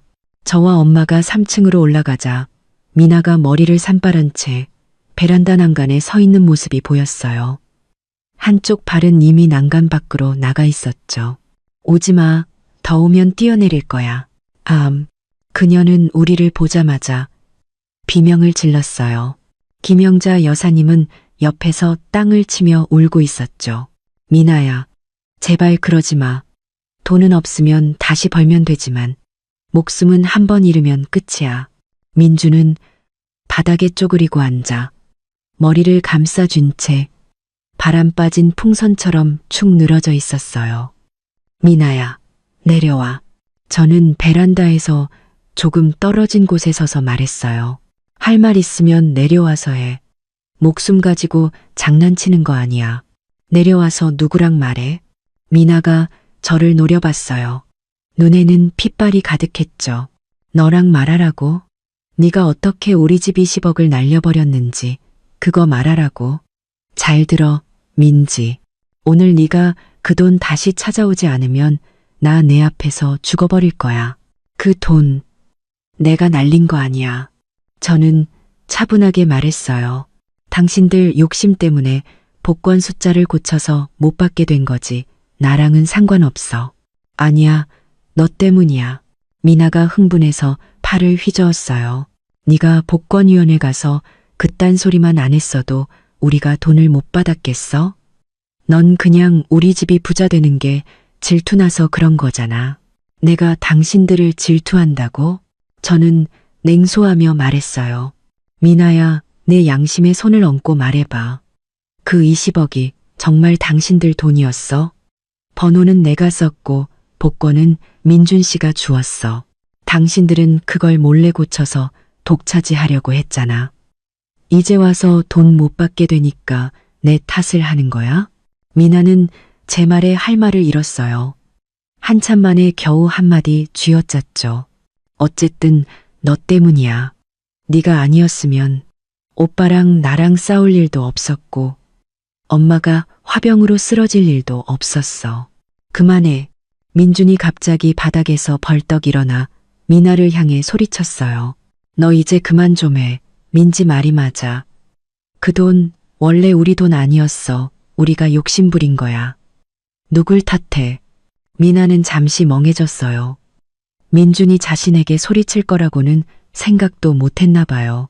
오빠, 어떻게 저 여자 편을 들어? 편드는 게 아니라 사실을 말하는 거야. 민준이 미나를 보며 지친 눈빛으로 말했어요. 미나야, 우리가 잘못했어. 정말 크게 잘못했어. 욕심 부리면 안 됐고 민지를 내쫓으면 안 됐어. 그리고 때리면 안 되는 거였어. 그가 저를 향해 몸을 돌리더니 갑자기 푸통 소리를 내며 무릎을 꿇었어요. 민지야, 내가 정말 미안해. 내가 쓰레기였어. 사람이 아니었어. 나한테 다시 한 번만 기회를 줄 수 없을까? 우리 다시 합치면 안 될까? 저는 깜짝 놀라 한 걸음 뒤로 물러섰어요. 민준 씨, 이러지 마요. 민지야, 진심이야. 민준이 저를 보며 말했어요. 눈에는 핏발이 가득했죠. 이번 일을 겪고 깨달았어. 돈이 아무리 많아도 소용없더라. 가족이 다 같이 평안하게 사는 게 제일 중요해. 예전에는 내가 잘못했어. 너를 무시하고 엄마 말만 듣고 너를 힘들게 했어. 다시 한 번만 기회를 줘. 내가 정말 잘할게. 어머니께도 잘하고 미나랑도 다시는 안 싸울게. 김영자 여사님도 황급히 말했어요. 민지야, 민준이가 진심으로 뉘우치고 있어. 한 번만 기회를 주면 안 되겠니? 너희가 다시 합치면 우리 다시 한 가족으로 잘 살 수 있어. 저는 민준을 보고 또 김영자 여사님을 봤어요. 갑자기 너무 우스꽝스럽다는 생각이 들었죠. 이 집안은 정말 벼랑 끝에서야 정신을 차리나 봐요. 민준 씨, 일어나요. 저는 심호흡을 한번 하고 말했어요. 재결합은 불가능해요. 우린 이미 이혼했어요. 그리고 저는 다시는 저를 때리고 속이고 제 물건을 독차지하려던 사람과 함께할 수 없어요. 민지야, 민준이 무언가 더 말하려는데 제가 그의 말을 잘랐어요. 정말 잘못을 깨달았다면 어머님과 동생에게 잘하세요. 제대로 된 일자리 구해서 돈 벌고요. 다시는 헛된 꿈 꾸지 마세요. 저는 미나를 보며 말했어요. 그리고 너 빨리 그 난간에서 내려와. 더 이상 소란 피우지 마. 정말 능력이 있으면 내 힘으로 돈 벌어서 명품 가방 사. 맨날 남한테 기댈 생각하지 말고. 미나는 입술을 깨물었어요. 눈물이 뚝뚝 떨어졌죠. 잠시 후 그녀는 천천히 발을 안으로 들여놓고 베란다에 주저앉아 울기 시작했어요. 김영자 여사님이 황급히 달려가 그녀를 껴안으며 괜찮아, 괜찮아. 우리 앞으로 잘 살면 돼. 라고 말했어요. 민준이 저를 보았어요. 눈에는 실망감이 가득했죠. 민지야, 정말 다시는 기회를 줄 수 없는 거야? 네, 없어요. 저는 단호하게 말했어요. 민준 씨, 우리 사이는 끝났어요. 부디 잘 살길 바라요. 말을 마치고 저는 엄마의 손을 잡고 돌아서서 밖으로 나갔어요. 문 앞에 다다랐을 때 민준의 한숨 소리가 들려왔어요. 목소리에는 절망감이 가득했죠.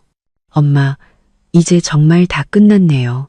아파트 건물을 나오자 저는 한숨을 쉬었어요. 끝나서 다행이지. 엄마가 제 손을 토닥이며 말씀하셨어요. 앞으로는 다시는 저 집안이랑 엮이지 말자. 미나가 베란다에서 내려오면서 이 일이 완전히 끝났다고 생각했어요. 하지만 평온한 날들은 단 3일 뿐이었죠.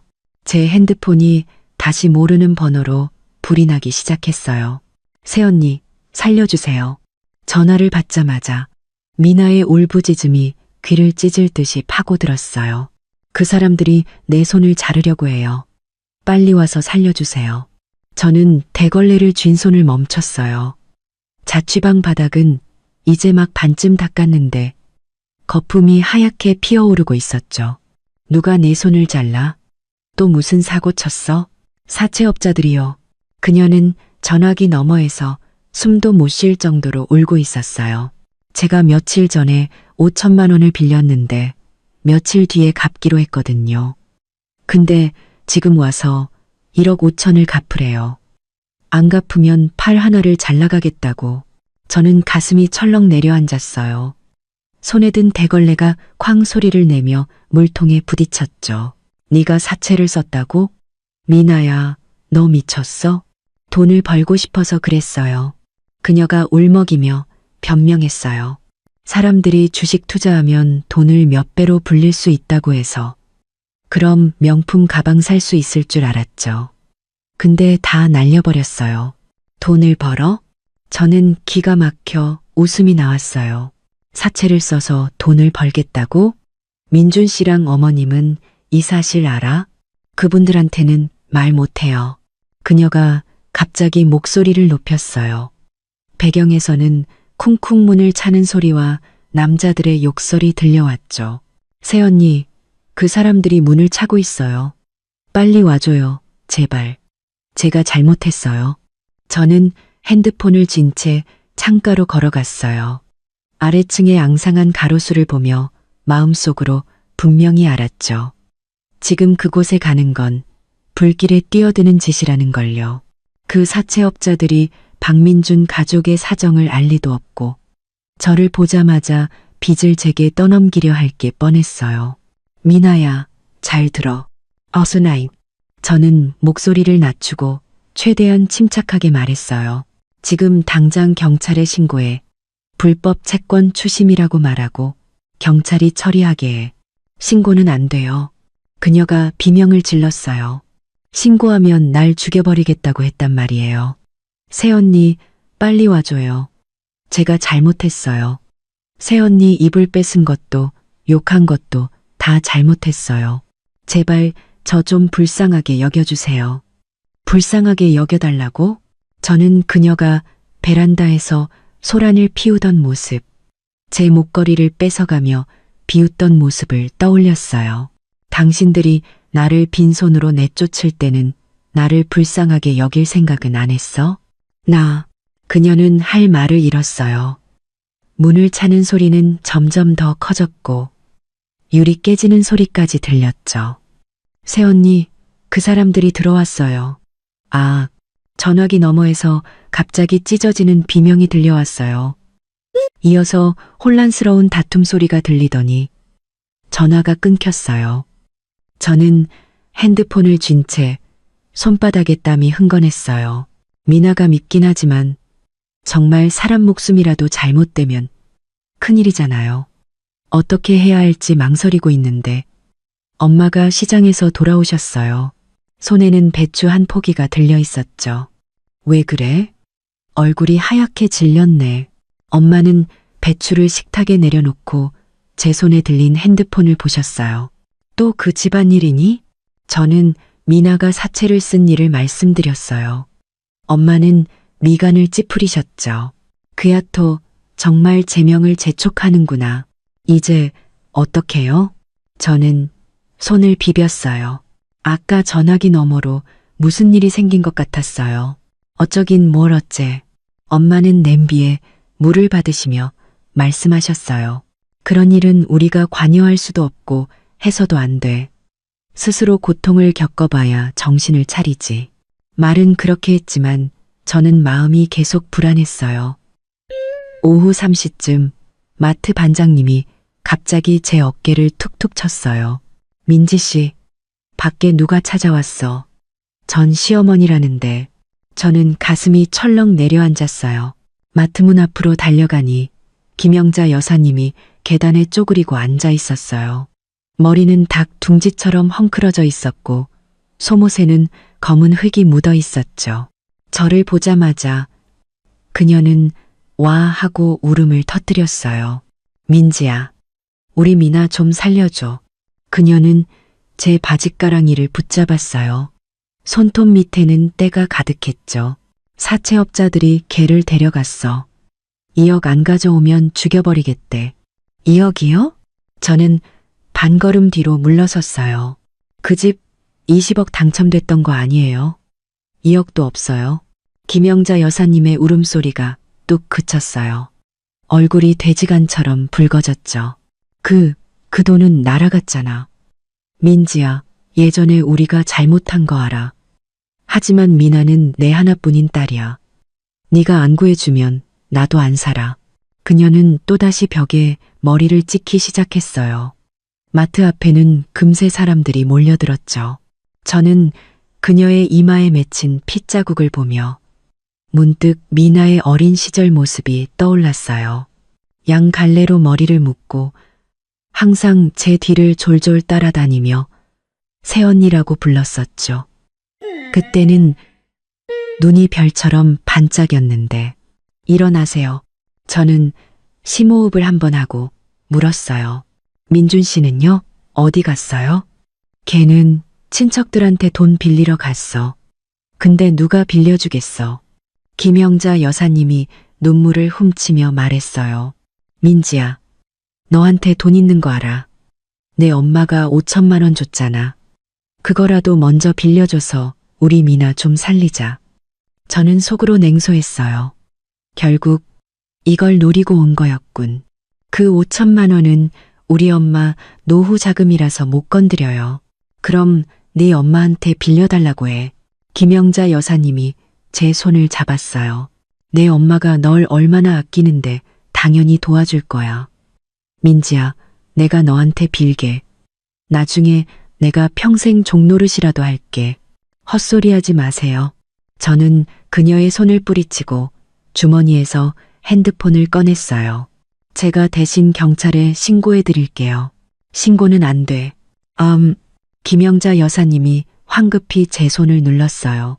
그 사람들이 그랬어. 신고하면 죽여버린다고. 그럼 저더러 어쩌라는 거예요?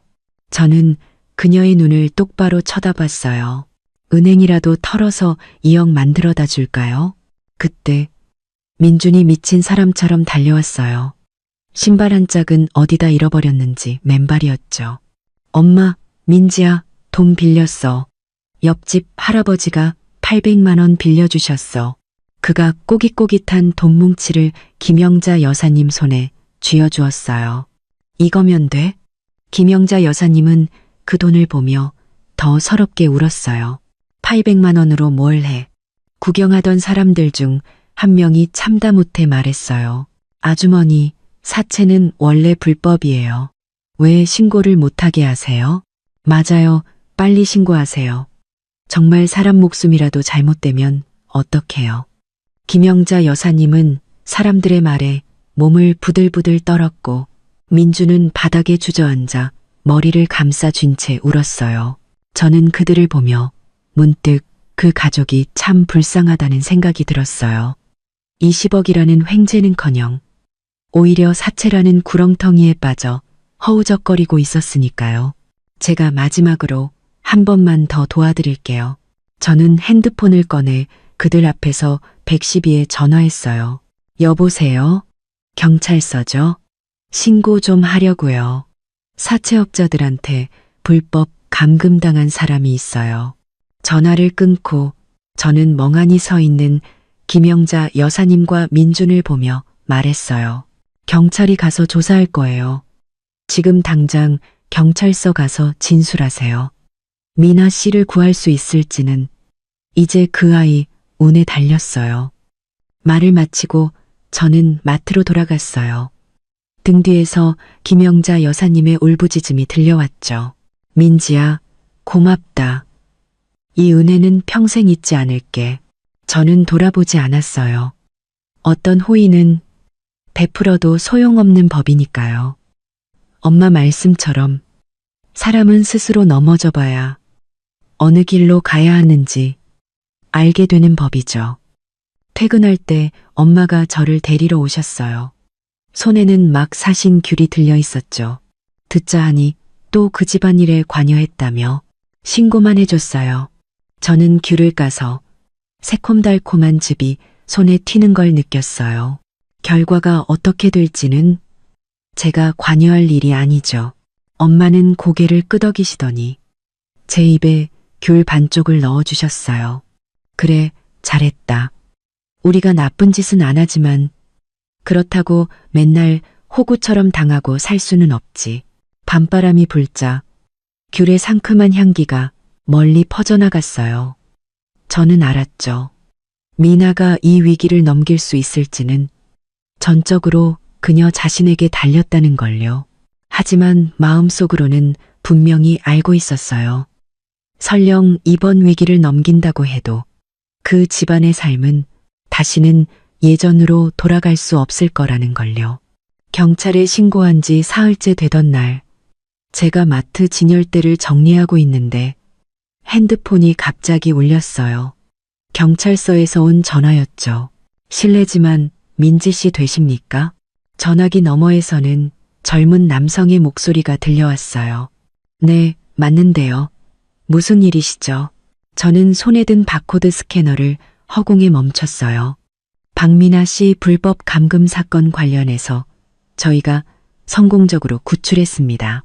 경찰의 목소리는 차분했어요. 그런데 지금 한 가지 상황이 있어서 경찰서에 한번 오셔서 조사에 협조해 주셔야겠습니다. 저는 가슴이 철렁 내려앉았어요. 제가요? 제가 무슨 협조를요? 그 당첨 복권의 소유권 문제 때문입니다. 경찰이 말했어요. 박민준 씨 가족이 지금 복권이 자기들 것이라고 주장하고 있습니다. 심지어 민지 씨가 박미나 씨에게 사채를 쓰라고 부추겨서 그 당첨금을 가로채려 했다고 진술했습니다. 오셔서 사실관계를 명확히 해주셔야겠습니다. 저는 기가 막혀서 웃음이 나올 뻔했어요. 그 사람들이 아직도 정신을 못 차렸네요. 알겠습니다. 바로 가겠습니다. 하오징. 전화를 끊고 저는 반장님께 양해를 구하고 전기 스쿠터를 타고 경찰서로 향했어요. 가는 내내 마음속으로 투덜거렸죠. 그 집안은 정말 관뚜껑을 봐야 눈물을 흘리려나 봐요. 이 지경이 됐는데도 아직 저한테 흙탕물을 튀기려고 하다니. 경찰서에 도착하니 문을 들어서자마자 박민준 가족이 긴 의자에 앉아 있는 모습이 보였어요. 미나는 팔에 붕대를 감고 있었고 얼굴에는 멍이 들어 있었죠. 저를 보자마자 고개를 휙 돌려버렸어요. 김영자 여사님은 저를 노려봤는데 눈에서 불이 뿜어져 나오는 것 같았죠. 민주는 바닥에 쪼그리고 앉아 머리를 감싸쥔 채 아무 말도 하지 않았어요. 민지 씨, 이쪽으로 오시죠. 경찰복을 입은 젊은 경찰관이 저를 사무실로 안내했어요. 진술을 마치고 나오는데 제가 막 가려던 참에 민준이 갑자기 바닥에서 벌떡 일어나 저를 막아섰어요. 민지야, 가면 안 돼. 그의 눈에는 핏발이 가득했고 목소리는 쉬어 있었죠. 제가 왜 가면 안 되는데요? 저는 미간을 찌푸리며 옆으로 한 걸음 비켜섰어요. 복권 얘기 아직 안 끝났잖아. 김영자 여사님도 다가와 허리에 손을 올리고 말했어요. 그 복권 분명히 우리 민준이가 산 건데 왜 이제 와서 내 것이라고 우겨. 너 오늘 여기서 확실히 해명하고 가. 해명이요? 저는 냉소하며 말했어요. 당신들은 정말 끝까지 가보자는 거군요. 좋아요. 그렇게 원하시면 법정에서 봅시다. 그래, 법정에서 보자. 미나가 갑자기 비명을 질렀어요. 누가 무서워할 줄 알고 세상에 법이 없나 보자고. 그렇게 얼마 지나지 않아 법원에서 소장이 날아왔어요. 박민준 가족이 저를 고소한 거였죠. 제가 그들의 당첨 복권을 악의적으로 가로챘고 심지어 미나에게 사채를 쓰도록 교사해서 정신적, 경제적 손실을 입혔다며 총 5억 원을 배상하라는 내용이었어요. 저는 소장을 들고 엄마에게 갔어요. 엄마는 마당에서 이불을 널고 계셨죠. 소장을 보시더니 빨랫줄에 척 걸치고 손을 탁탁 터셨어요. 잘 됐네. 마침 판사님 앞에서 시시비비를 가려보자. 그 20억이 대체 누구 돈인지 말이야. 하지만 엄마, 이건 명백한 무고잖아요. 저는 조금 조급해졌어요. 제가 무슨 돈이 있어서 5억을 배상해요. 걱정 마. 우리는 떳떳하잖아. 엄마는 집안에서 쇠상자를 하나 가져오셨어요. 열어보니 안에는 제가 예전에 썼던 복권 번호 메모와 복권 판매점에서 복권을 샀던 영수증 몇 장이 들어있었죠. 이게 다 증거야. 저 사람들이 아주 두 손 두 발 다 들게 만들어주자. 재판 당일 저와 엄마는 일찌감치 법원에 도착했어요. 박민준 가족도 와 있었죠. 김영자 여사님은 새로 맞춘 듯한 화려한 블라우스를 입고 있었고 미나는 얼굴에 멍을 가리려고 진하게 화장을 하고 있었어요. 민주는 여전히 기운 없는 모습이었죠. 판사님이 법봉을 두드리자 재판이 시작되었어요. 민준의 변호사가 먼저 발언했죠. 그는 저를 돈에 눈이 멀고 교활한 여자로 묘사했어요. 제가 이미 복권이 당첨될 것을 알고 일부러 번호를 메모지에 써서 민준이 죽게 만들었고 또 민준이 숫자를 고치도록 유도해서 나중에 그 20억을 독차지하려 했다는 거였죠. 저는 너무 화가 나서 반박하려는데 제 변호사님이 일어나 차분하게 말했어요. 재판장님, 상대 측 변호사님의 주장은 전혀 근거 없는 낭설입니다. 저희에게는 의뢰인 민지 씨가 오랫동안 복권을 구매해왔으며 사용한 번호는 모두 가족의 생일을 조합한 것이라는 수년간의 기록이 있습니다. 변호사님은 제 메모지와 영수증을 모두 판사님께 제출했어요. 판사님이 서류를 한 장 한 장 넘겨보며 미간을 찌푸렸죠. 김영자 여사님이 급해져서 벌떡 일어나 소리쳤어요. 그거 다 가짜예요. 저 여자가 나중에 꾸며낸 거라고요. 우리 아들은 착한데 다 저 여자한테 속은 거예요. 이해했습니다. 제 변호사님이 말했어요. 상대 측 당사자가 감정적으로 법정 질서를 어지럽히고 있습니다. 경고 조치해 주시기 바랍니다. 판사님이 법봉을 두드리며 말했어요. 원고 측 정숙해 주시기 바랍니다. 김영자 여사님은 마지못해 자리에 앉으며 무언가 계속 중얼거렸어요. 이어서 제 변호사님은 녹음 파일 하나를 재생했어요.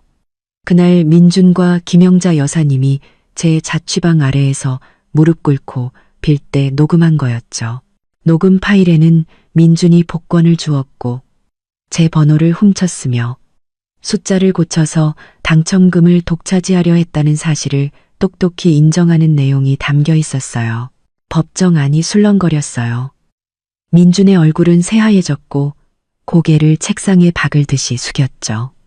김영자 여사님과 미나도 할 말을 잃고 입만 멍하니 벌리고 있었어요. 재판장님, 제 변호사님이 말했어요. 저희에게는 증인도 있습니다. 바로 복권 판매점 사장님이십니다. 사장님께서 민지 씨가 오랫동안 그곳에서 복권을 구매했으며 사용한 번호가 당첨 번호와 일치한다는 것을 증명해 주실 수 있습니다. 복권 판매점 사장님이 증인석에 섰어요. 그는 제가 정말 매달 복권을 사갔으며 번호도 거의 변하지 않았다고 증언했죠. 증거는 명백했어요. 박민준 가족은 더 이상 아무 말도 할 수 없었죠. 마지막으로 판사님이 판결을 내렸어요. 심리 결과 본 법원은 당첨 복권의 번호가 피고 민지 씨의 소유임을 인정합니다. 원고 박민준 가족의 주장은 무고임이 명백하므로 다음과 같이 판결합니다. 첫째, 원고 박민준 가족의 모든 소송을 기각한다. 둘째, 박민준은 복권 당첨금 사기 혐의로 경찰에 인계한다. 셋째, 박민준 가족은 피고 민지 씨에게 공개 사과하고 정신적 피해 보상금으로 1,000만 원을 지급한다. 판결을 듣자마자 김영자 여사님은 털썩하고 그 자리에서 기절했어요. 미나가 황급히 그녀를 부축하며 엄마! 라고 외쳤고 민주는 의자에 주저앉아 얼굴이 잿빛이 되었죠. 저는 그들의 비참한 모습을 보며 조금도 통쾌하지 않았어요. 그저 모든 것이 끝났다는 평온함만 느꼈죠. 법원을 나오자 햇살이 따뜻하게 몸을 감쌌어요. 엄마가 제 손을 잡고 웃으며 말씀하셨죠. 내가 뭐라고 했어? 우리는 떳떳하잖아. 네, 저는 고개를 끄덕였어요. 마음속에 큰 돌덩이가 드디어 내려앉은 것 같았죠. 저는 알았어요. 이 일이 드디어 완전히 끝났다는 걸요. 이제 저는 마음 편히 제 인생을 살 수 있었어요. 다시는 그 집안의 지긋지긋한 일에 시달리지 않아도 되었죠. 법원 판결이 나오고 며칠 지나지 않아 민준이 구치소에 수감되었다는 소식을 들었어요. 듣자 하니 안에서 매일 울면서 후회하고 있다고 하더군요. 하지만 세상에 후회해서 돌이킬 수 있는 일은 없죠. 김영자 여사님은 법원에서 기절한 후 계속 몸져 누워 계시다고 했어요. 미나는 엄마 약값을 벌기 위해 일자리를 구하려 했지만 손에 흉터가 있고 별다른 기술도 없어서 아무도 써주지 않았다고 해요. 나중에 들으니 작은 식당에서 설거지를 하는데 한 달에 겨우 몇십만 원을 벌면서 매일 허리도 못 펼 정도로 힘들게 일하고 있다고 하더군요. 다시는 명품 가방 얘기를 꺼내지도 못했고요. 어느 날 제가 시장에 장을 보러 갔다가 예전 이웃이던 아주머니를 만났어요. 그분이 제 손을 잡고 한숨을 쉬며 말했죠. 민지야, 너는 모르겠지만 민준이네 집 지금 아주 말이 아니야. 왜요? 저는 토마토를 고르며 물었어요. 그 집 김영자 여사님이 민준이 변호사비 된다고 담보로 잡혔대. 아주머니가 목소리를 낮춰 말했어요. 빚도 엄청나게 져서 매일 빚쟁이들이 찾아온대. 결국 김영자 여사님은 시골에 있는 여동생 집으로 쫓겨나듯 가셨어. 저는 잠시 멍해졌어요. 그렇게까지 될 줄은 몰랐거든요. 그리고 미나는 아주머니가 말을 이었어요. 며칠 전에 내가 식당에 갔는데 걔가 주방에서 설거지를 하고 있더라. 손이 퉁퉁 부어있고 주방장은 맨날 욕하고 쯧쯧 멀쩡하던 애가 어쩌다 저렇게 됐는지. 저는 아무 말 없이 계산을 하고 토마토를 들고 나왔어요. 마음이 복잡했죠. 통쾌하면서도 한편으로는 씁쓸했어요. 한 달쯤 지났을까. 제가 마트에서 일하고 있는데 계산대 옆에 미나가 서 있는 모습이 보였어요. 눈치를 보며 무언가 할 말이 있는 것 같았죠. 여긴 어쩐 일이야? 저는 그녀를 힐끗 보고 계속해서 손님 물건의 바코드를 찍었어요. 저 돈 좀 빌릴 수 있을까 해서. 그녀의 목소리는 모기 소리처럼 작았어요. 엄마가 시골에서 아프셔서 입원해야 하는데 정말 방법이 없어서 돈을 빌려달라고? 저는 그녀를 쳐다봤어요. 그게 가능할 거라고 생각해? 새언니, 내가 예전에 잘못했어. 그녀의 눈가가 붉어졌어요. 내가 무릎이라도 꿇을게. 제발 돈 좀 빌려줘. 월급 받으면 바로 갚을게.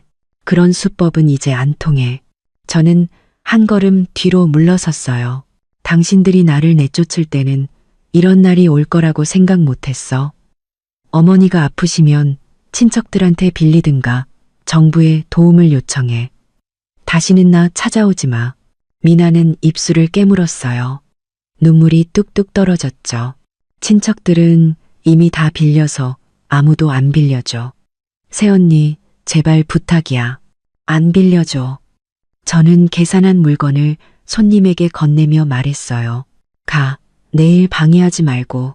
미나는 그 자리에서 한참을 저를 보다가 결국 눈물을 훔치고 천천히 돌아섰어요. 그녀의 앙상한 뒷모습을 보며 저는 한숨을 쉬었어요. 스스로 선택한 길이었으니 그 고통도 스스로 감당해야겠죠. 시간이 좀 더 흘러 저는 아주머니에게서 들었어요. 김영자 여사님이 시골 생활에 적응하지 못하고 다시 도시로 돌아와 미나와 함께 아주 작은 단칸방에서 살고 있다고 하더군요. 모녀가 매일 싸우면서 하루도 조용할 날이 없다고 했어요. 저는 그 말을 듣고 그저 옅은 미소만 지었어요. 그 모든 일은 이제 저와 아무 상관없는 일이었으니까요. 민준의 가족 일을 해결하고 저는 마음이 한결 가벼워졌어요. 마트에서 일하며 돈을 좀 모으고 엄마와 상의해서 제 가게를 열기로 했죠. 무슨 가게를 열면 좋을까? 엄마가 소파에 앉아 뜨개질을 하며 물으셨어요.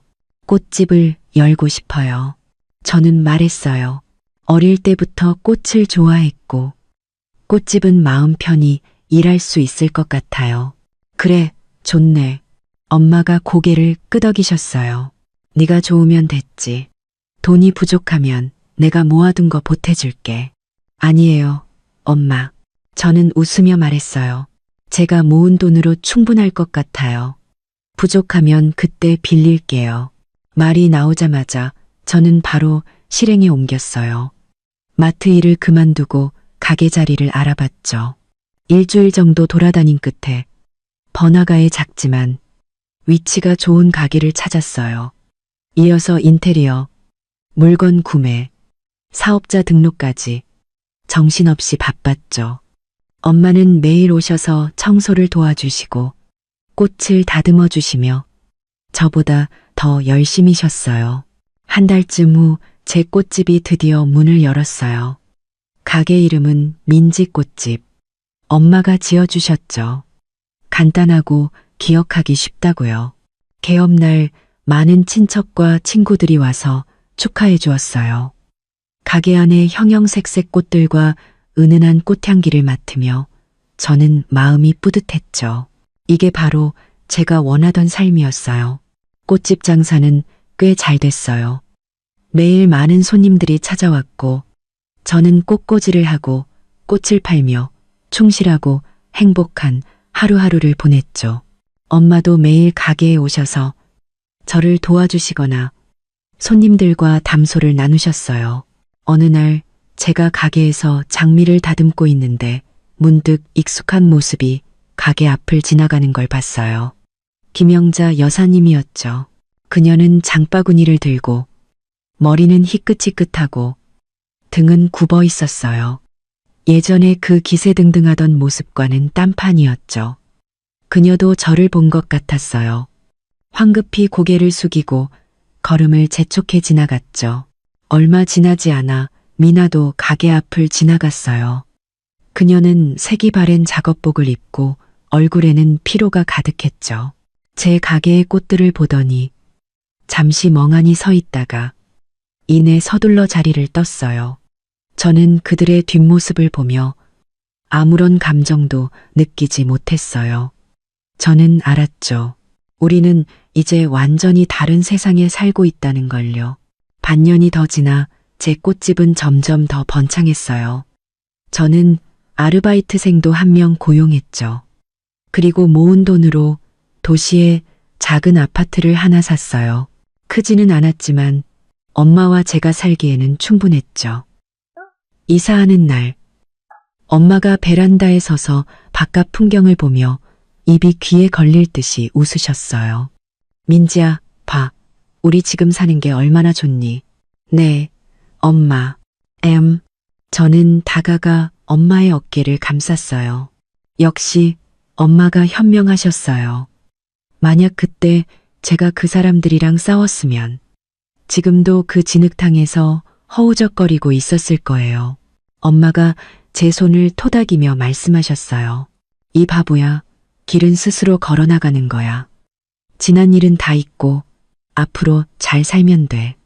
햇살이 창문을 통해 들어와 우리를 따뜻하게 비추었어요. 저는 집안의 화사한 꽃들과 은은한 꽃향기를 맡으며 희망으로 가득 찼죠. 저는 알았어요.